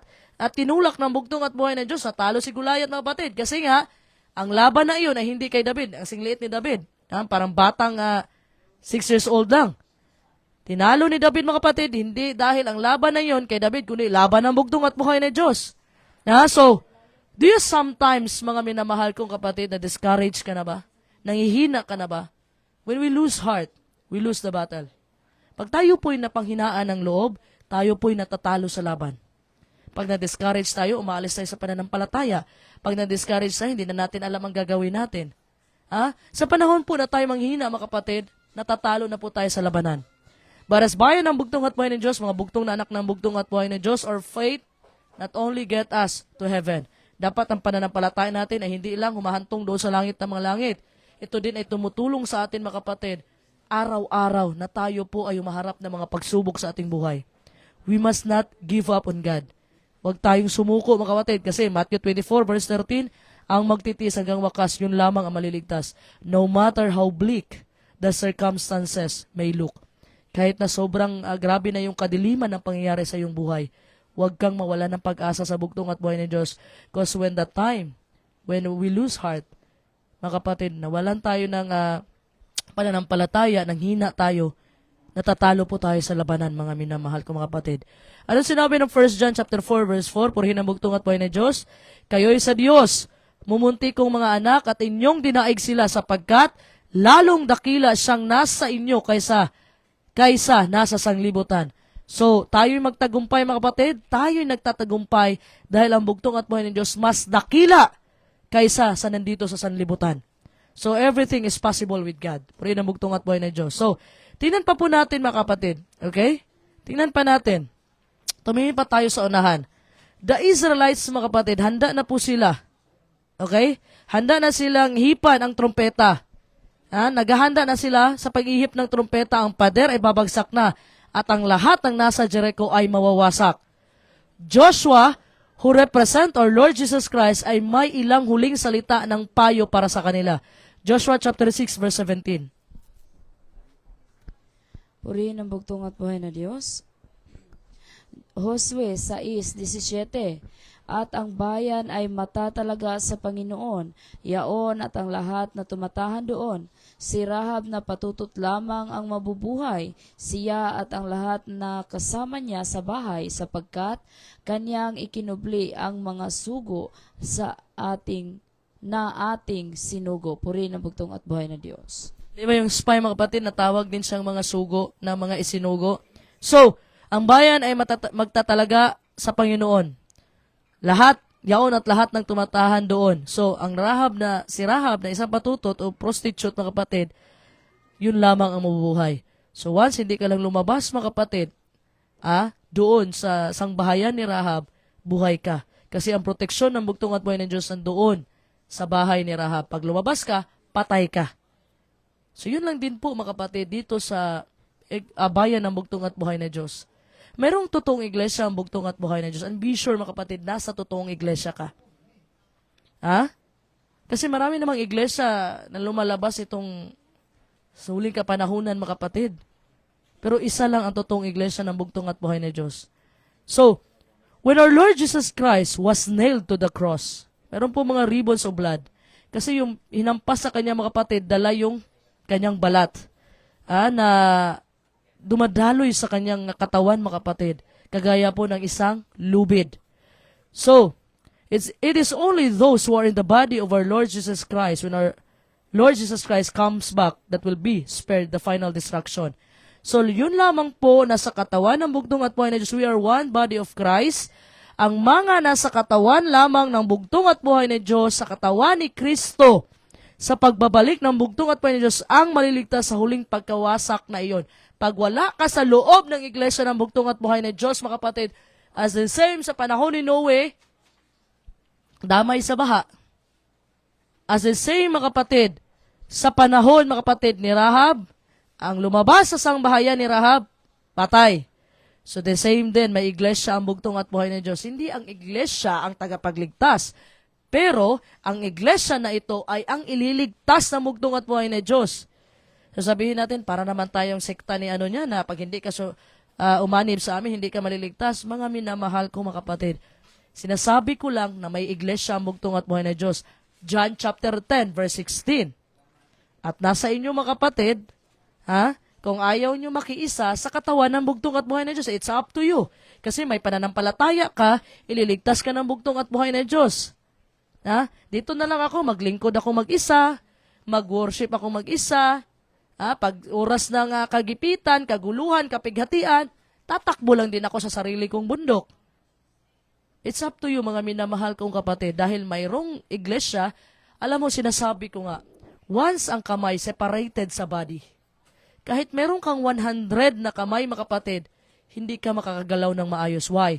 Walang ulo na nagdidikta kung ano ang dapat at kailangan mong gawin. So you have to connect with the body. You have to connect mga kapatid sa iglesia, sa katawan ng bugtong at buhay ng Diyos. Kahit isang kamay lang yan, pero kung konektado yan sa katawan, mga kapatid, na mayroong ulo na nagbibigay, nagsasabi kung ano ang dapat at kailangan gawin, mga minamahal ko, maraming magagawa ang kamay.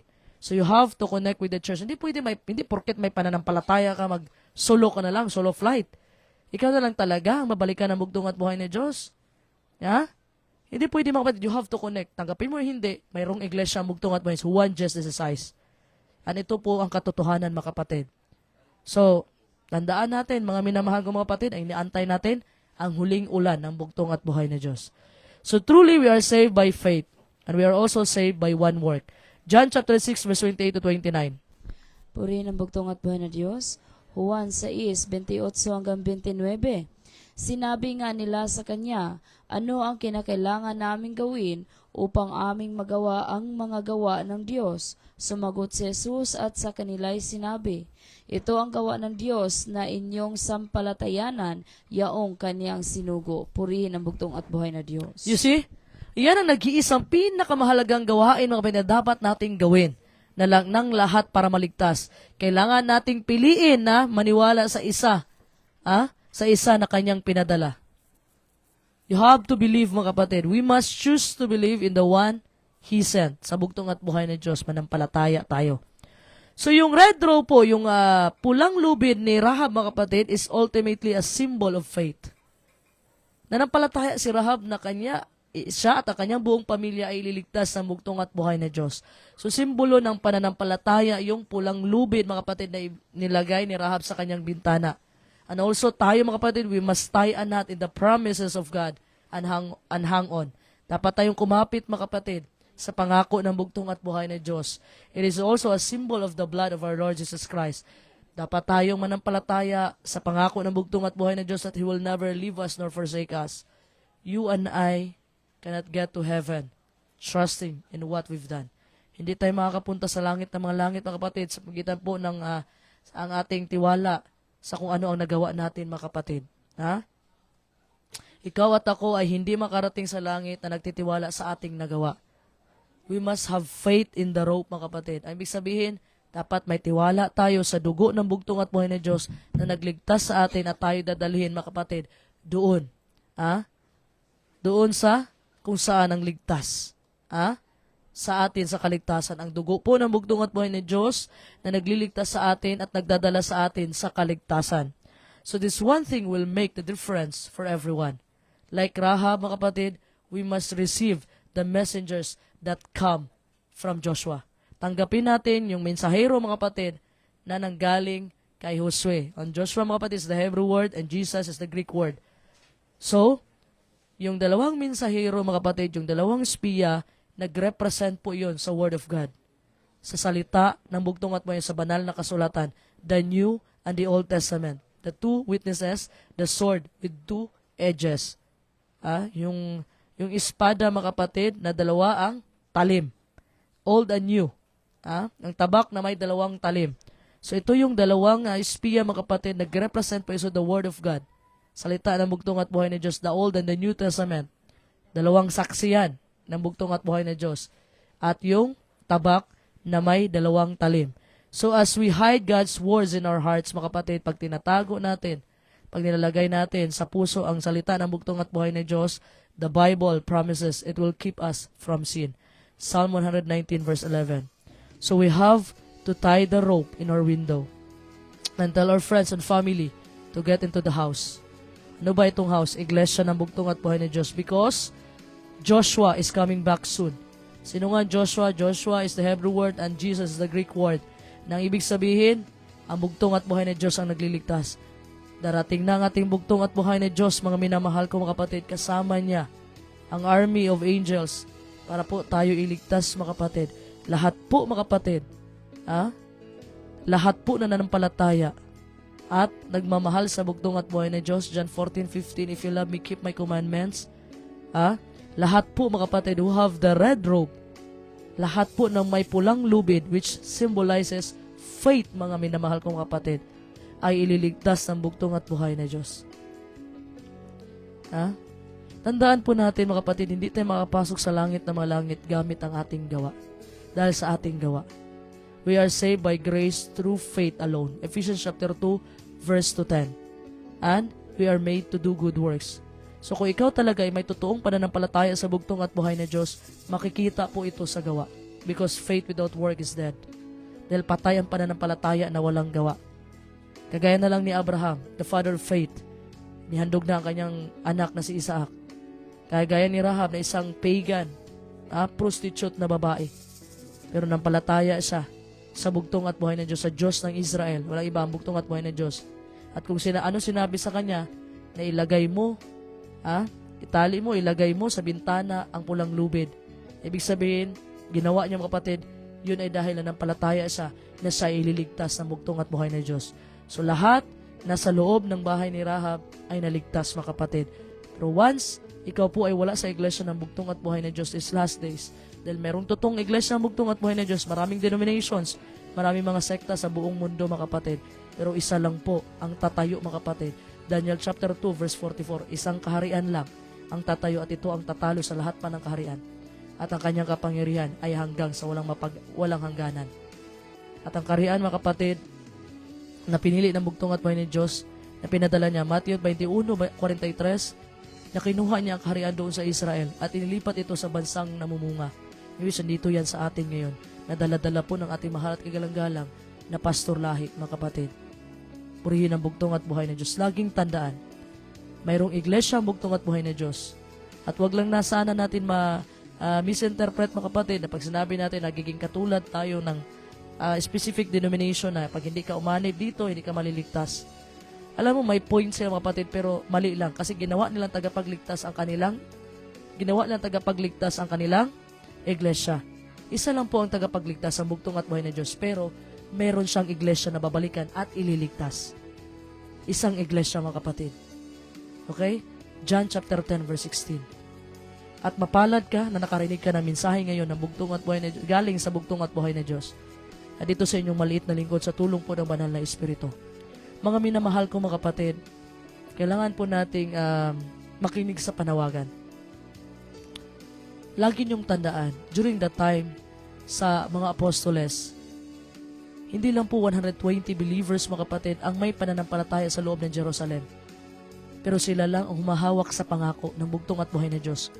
Sila ang humawak sa pangako ng bugtong at buhay na Diyos na binigay niya sa kanya mga apostoles. At ang mga apostoles mga kapatid, yung pinanghawakan nila ang pangako ng bugtong at buhay na Diyos na ipapadala ang banal na Espiritu yung unang ulan at yun din ang mensahe na binigay nila sa mga mananampalataya ng bugtong at buhay na Diyos. At ganoon din po ang mensahe na pinadala ngayon ng bugtong at buhay sa kanyang mga sugo. Father Lahi at sa pagbabalik ng Espiritu at Kapanahan, Pastor Lahi, na maghanda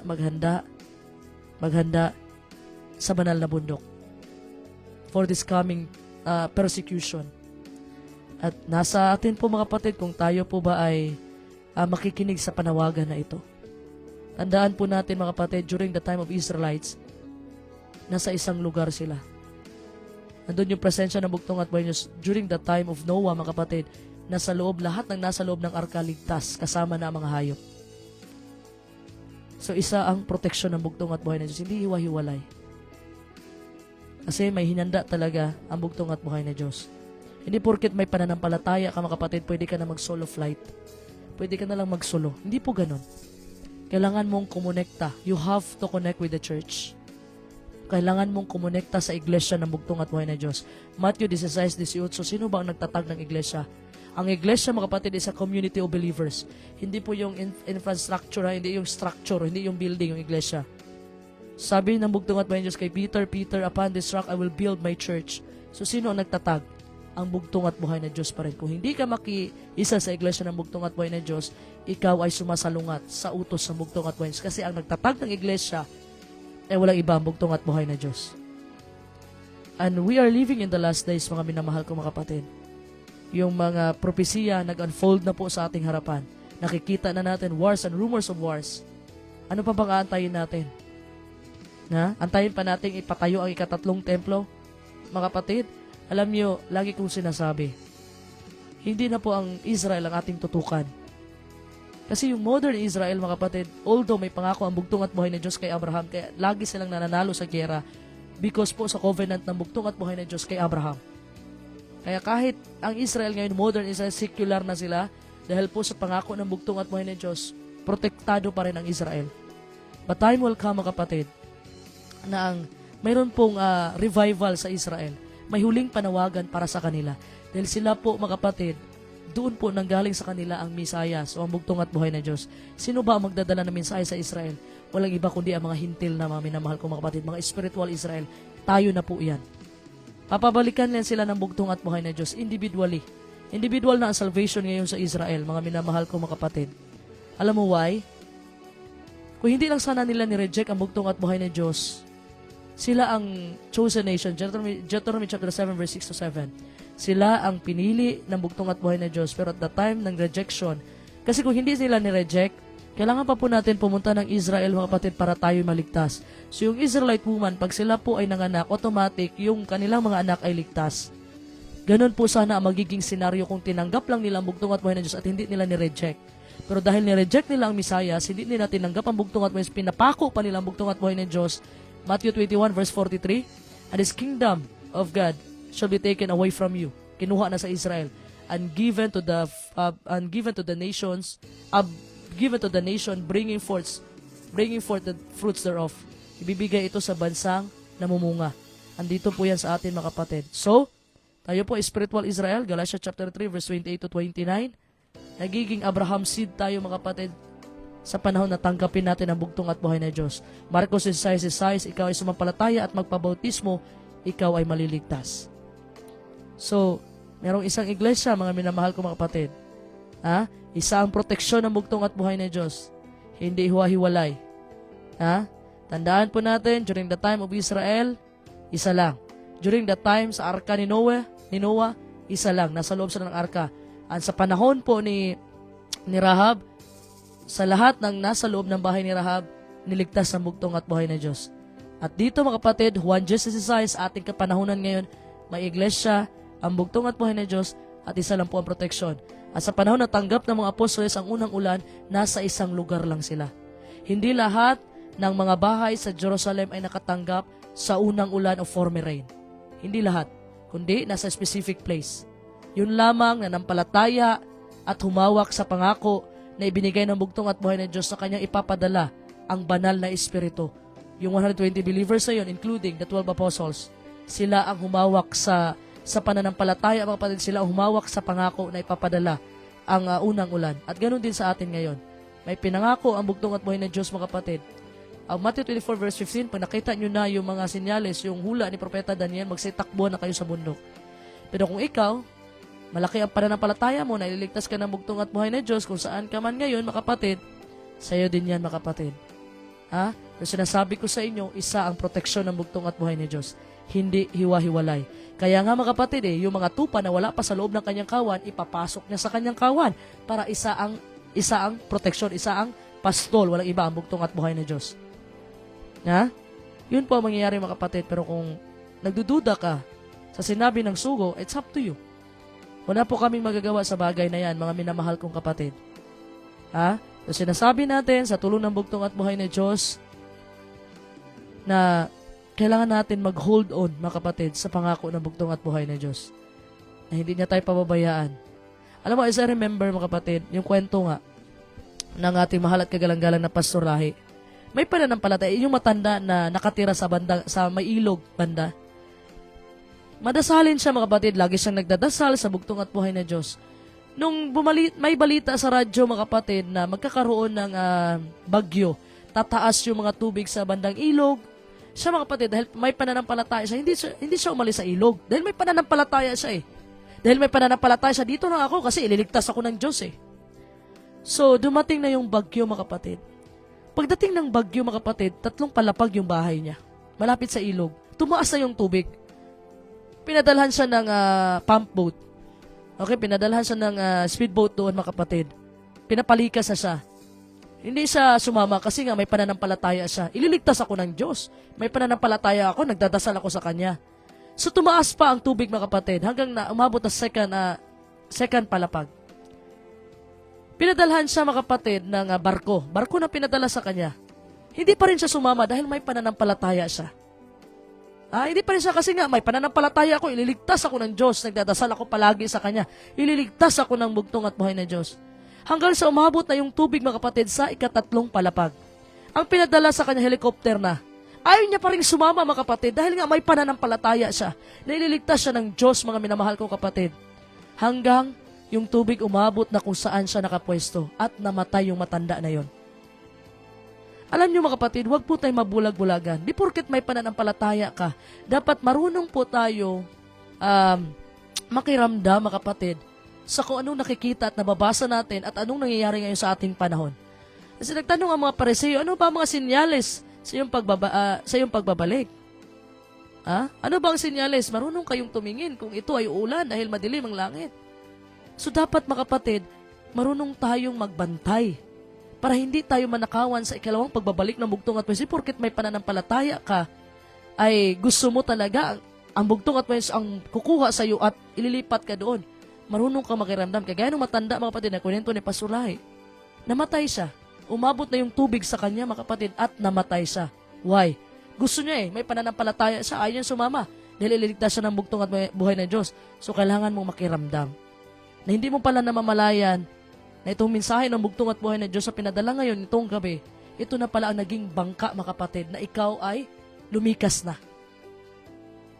Ito na pala mga kapatid, ang ibinigay na sinyales sa iyo ng bugtong at buhay ng Diyos, ikaw ay lumikas na. Pero nagmamatigas ka dahil ikaw ay may pananampalataya. Hindi mo alam mga kapatid, gumagawa na ang paraan ng bugtong at buhay ng Diyos para ikaw ay ipalikasin mga kapatid. Para ikaw ay papuntahin sa bundok. Pero ayaw mo dahil may pananampalataya ka. At meron din tayong mindset, kung saan tayo maabutan ng misal, saan tayo mamamatay, doon na. Magiging sayang yung pananampalataya mo kung ganun klase ang mindset mo. Malayo pa ito, sabi ng Matthew 24:6-7 na hindi pa ito ang katapusan ng panahon, ito pa ang simula. Yung mga ganung mindset mga kapatid. Hindi mo alam na pinadalhan ka na ng mensahe ng bugtong at buhay na Diyos. Pinadalhan ka na ng bangka, pinadalhan ka na ng barko, pinadalhan ka ng helicopter, ayaw mo pa rin umalis, ayaw mo pa rin lumikas dahil ikaw ay may pananampalataya. Gusto mo magsolo ka lang. Gusto mo na ikaw lang, mismo, ikaw sarili, ikaw mismo iligtas ang bugtong at buhay na Diyos. Alam mo kapatid, gagamit ng mga instrumento ang bugtong at buhay na Diyos. Tandaan mo yan. Gagamit ng instrumento ang bugtong at buhay na Diyos. Hindi tayo alis dahil tayo may pananampalataya. It's up to you. Nasa atin na po yan mga kapatid. Basta itong mensahe na ito, pinadala ng bugtong at buhay na Diyos ito sa maliit na lingkod, hindi aksidente ito.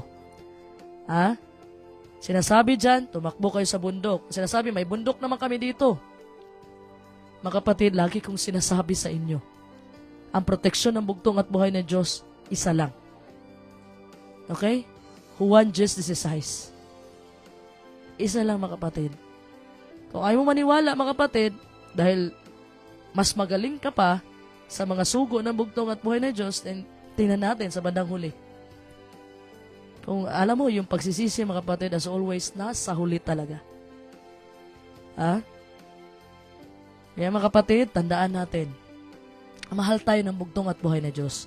At gumagawa ng paraan ng bugtong at buhay na Diyos para ikaw ay iligtas ngayon kung saan ka man ngayon mga kapatid. Kailangan mo lang, kailangan mo lang manampalataya sa bugtong at buhay ng Diyos. At di porket may pananampalataya ka, yung mga pinadala na sinyalis ang bugtong at buhay ng Diyos, hindi mo na lang bigyang halaga. Kasi gusto mo talaga ang bugtong at buhay ng Diyos ang kukuha sa iyo at ilalagay ka sa bundok. Nasa Diyos na sinasabi nga ng mga kasabihan, nasa Diyos ang awa, nasa tao ang gawa. Paano mo papatunayan ang kayong pananampalataya? Sa pamgitan ng gawa. Kung ikaw talaga ay nanampalataya mga kapatid sa bugtong at buhay ng Diyos, makikita ito sa iyong gawa. Sa anong paraan? Nanampalataya ka. Kasi sinabi ng bugtong at buhay ng Diyos, makikita ninyo ang hula ni Propeta Daniel na nangyayari na pumunta na kayo sa bundok. Matthew chapter 24 verse 15 at buong kapitulo ng Matthew 24. Kung ikaw ay nanampalataya, makikita ito sa gawa. A-action ka. Pero kung okay na sa iyo na nandyan ka lang at kung saan ka maabutan ng gutumbang or saan ka maabutan, then mga kapatid, wala na pong pananagutan mga kapatid ang mga mensahero ng bugtong at buhay na Diyos. Binigay ko na sa inyo ang mensahe na ito dahil ito ang mensahe na ipinapibigay ng bugtong at buhay na Diyos. Okay, tandaan natin mga kapatid, ibig ng bugtong at buhay na Diyos sa maligtas ang lahat ng tao. Mahal tayo ng bugtong at buhay na Diyos. Kaya purihin ang bugtong at buhay na Diyos na pinaka makapangyarihan sa lahat. At ito po ang mensahe na pinadala ng bugtong at buhay na Diyos dito sa inyong maliit na lingkod ngayon, mga kapatid, patungkol kay Rahab. Yung pananampalataya ni Rahab na isang prostitute na babae, nanggaling pa sa isang pagan, mga kapatid, na bansa. Pero pinili si Rahab, mga kapatid, na maging great-great-grandmother ng ating bugtong at buhay na Diyos. At ni King David, mga kapatid. Biruin mo isang prostitute. So hindi ka, alam mo, hindi mo pwede questionin ang bugtong at buhay niya, sino ang gusto niyang utusan at sino ang kanyang susuguin. Even yung uwak, mga kapatid, na nagpakain kay Elias. Yung uwak, mga kapatid, ang kinakain niya mga patay na mga hayop. O mga patay na mga kapatid, patayang katawan ng tao. Pero ang bitbit niya kay Elias, mga kapatid, nung nandoon sa Brook of Cherith si Elias, ang bitbit niya, tinapay. So tinapay, Word of God. Kung symbolically, mga kapatid, Matthew 4:4, hindi lamang sa tinapay na mabuhay ang tao, kundi sa bawat salitang lumalabas sa bibig ng Diyos. So, yung uwak, mga kapatid, na instead, mga marurumi ang kanyang kinakain, ang bitbit niya kay Elias, para ipakain niya kay Elias, ay tinapay. So, hindi mo talagang pwedeng questionin ang bugtong at buhay na Diyos. Gagamitin niya kung sino ang gusto niyang gamitin. Si Rahab, ginamit niya, mga kapatid, na isang prostitute na magagaling ang lahi niya doon kay Rahab. Kaya purihin ang bugtong at buhay na Diyos sa pinakamakapangyarihan sa lahat. Kung saan ka man ngayon, manalangin ka sa bugtong at buhay, singin mo ang mga senyales, mga kapatid. Kung ikaw ay nag-iisip sa iyong kaligtasan ngayon, alam mo, sayang ang buhay kung ang mindset mo ay lahat ng tao ay mamamatay. Alam mo, hindi lahat ng tao ay mamamatay. Mayroong ang tinatawag na living saints. 144,000, Revelation chapter 14, verse 1 to 5. Mga buhay na saksi. Hindi lahat ng tao ay mamamatay. Huwag kayong maminiwala sa kasabihan, lahat ng tao ay mamamatay. Hindi lahat, mga kapatid. Mayroon talagang buhay na saksi na maabutan ng bugtong at buhay na Diyos. So, kailangan, mga kapatid, manalangin po tayo palagi. Kung ano man nangyayari ngayon sa Middle East, mga kapatid, ito, nag-unfold na nga ang prophecy. Yung hula, mga kapatid, nandito na. Then after that, anong gagawin natin? Huhupa pa ba ito? Yes, huhupa yan. Mga kapatid, huhupa yan pag napulpog na ng Amerika at ng Israel ang Iran. Tapos, sunod naman, hindi pa makontento ang Amerika. Dito na naman tayo sa Cuba. Gusto na naman nilang nagsimula na nga sila. Kasi ito nga, mga kapatid, ang Amerika nga, siya nga yung lamb-like beast. Revelation chapter 13 verse 11, napag-usapan na natin yan sa ating mga previous na live. Kailangan po natin, mga kapatid, hingin ang guide ng bugtong at buhay na Diyos. At makiramdam, mga kapatid, kung saan ka man ngayon, manalangin ka sa bugtong at buhay na Diyos na kunin yung pride. Kunin yung pride sa'yo. Kasi pride yan Ayaw mo, mga kapatid, makiisa sa katawan ng bugtong at buhay na Diyos.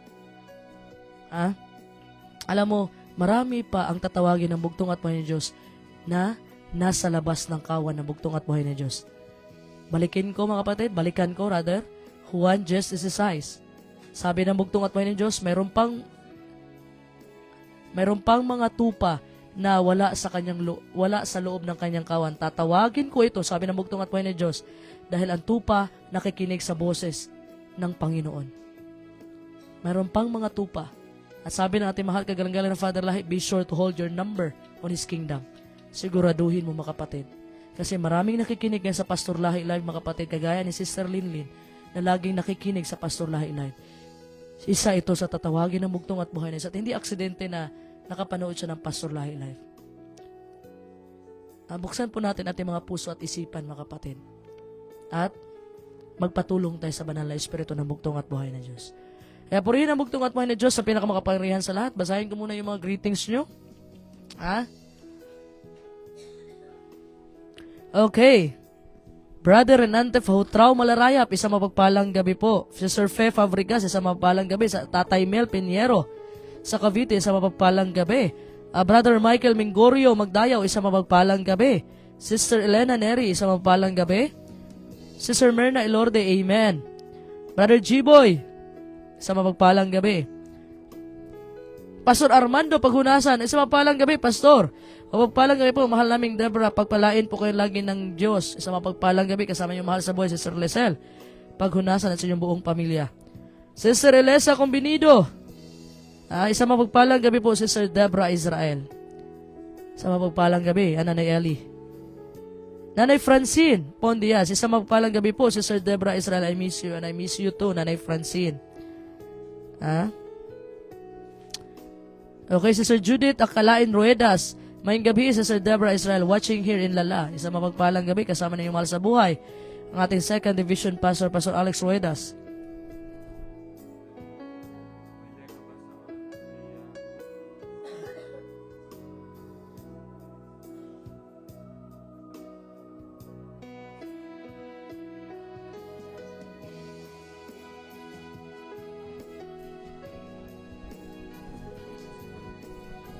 Hello. Isang mapagpalang gabi. Sabi ni Sister Victoria Samiliano, good evening po to all back to Christ watching here in New Manila. Isang mapagpalang gabi po.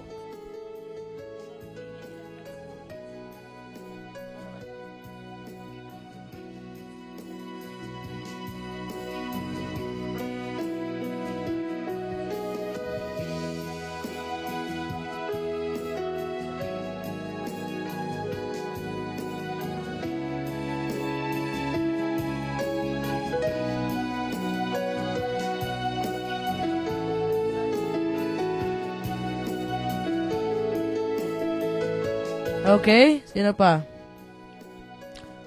Brother Ken Kabasag, isang mapagpalang gabi sa ating lahat, naway pagpalain tayo lahat ng bugtong at buhay na Diyos. Ng mga Diyos. Sister Queenie Carpintero, I don't know what is your problem. Okay? Alam mo, hindi naman pinipilit na makinig ka at ipanalangin mo yan, mahal na kapatid. Sister Rosalyn Glenn, Kaabog Tagap, Ma'am Glenn. Magandang gabi po, Sister Cherry. Usatanan natong kaigsunam, magandang gabi, Ma'am Glenn. Nanay Dulce Dakasin, magandang gabi po. Shalom alikim sa lahat, lalo na kay Sister Deborah Israel. Isang mapagpalang gabi. Nanay Dulce at kay General Ruben Dakasin. Brother G-Boy, magandang gabi, mahal na Deborah Israel. Shalom alikim, welcome back. Yes, maraming salamat, Brother G-Boy. Sister Jennifer Mahaba Fahutraw, magandang gabi po, Sister Deborah Israel. Shalom alikim, alikim shalom. Sister Merafel.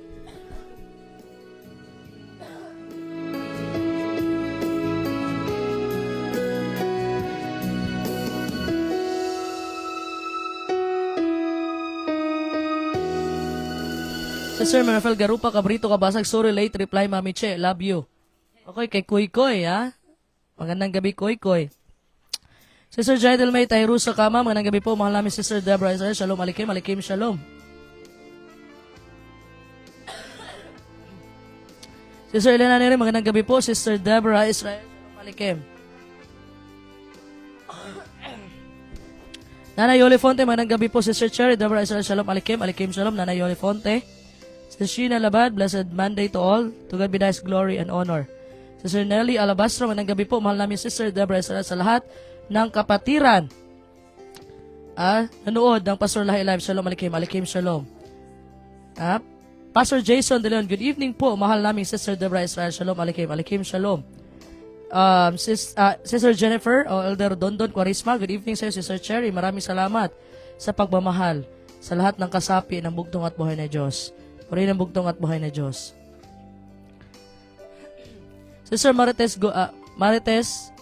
Gulyes, isang mapalang gabi.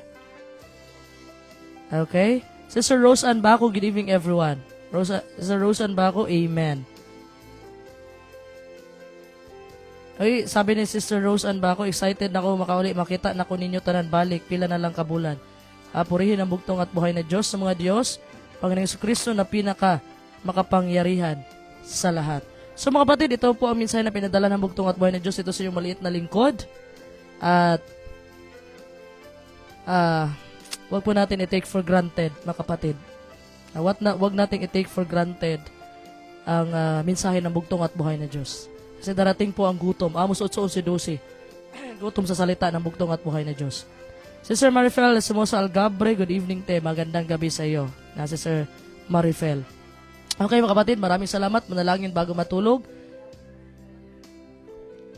At di naman kalabisan ay panalangin din po ninyo itong yung maliit na lingkod. Mga minamahal ko mga kapatid, huwag po natin hayaan na tayo po ay malinlang ni Satanas sa tulong ng bugtong at buhay Diyos. Manalangin mga kapatid palagi at magbasa ng banal na kasulatan. Ha? At ang ating mahal na mga pastors and elders, isama po ninyo sa inyong mga panalangin. Ating bansa mga kapatid, ang bawat isa, ang ating bawat pamilya. Tandaan po natin na ibig ng bugtong at buhay Diyos sa maligtas ang lahat ng tao. Kaya kung nakakita ka man ng mga signs ngayon, panahon na mga minamahal kong kapatid. Ha? Pinalalan ka na ng barko, bangka at helicopter ang nasa sa iyo mga kapatid. You have to connect with the church. Makiisa ka sa katawan ng bugtong at buhay na Diyos. So maraming salamat po mga minamahal kong kapatid sa iyong panonood. At maraming salamat na nakinig kayo. At kung may nasaktan man ako ngayon, ako po humihingi ng pagpasensya. Dahil mga kapatid, ang salita po ng bugtong at buhay ni Diyos ay para po sa pagtuturo at pagsaway at para po mamulat tayo sa katotohanan. Hindi na po ito panahon para tayo po ay kumain pa rin, uminom pa rin ng gatas. So, panahon na po mga kapatid para tayo po ay mamulat sa katotohanan sa tulong ng bugtong at buhay na Diyos. Maraming salamat po sa inyong panonood at manalangin kayo palagi sa bugtong at buhay na Diyos. Mga minamahal ko mga kapatid, maraming salamat. Ang lahat po ng kapurihan at ang lahat ng karangalan binabalik ko sa bugtong at buhay na Diyos, mga Diyos, Panginoon Kristo na pinakamakapangyarihan sa lahat. Shalom Aleichem.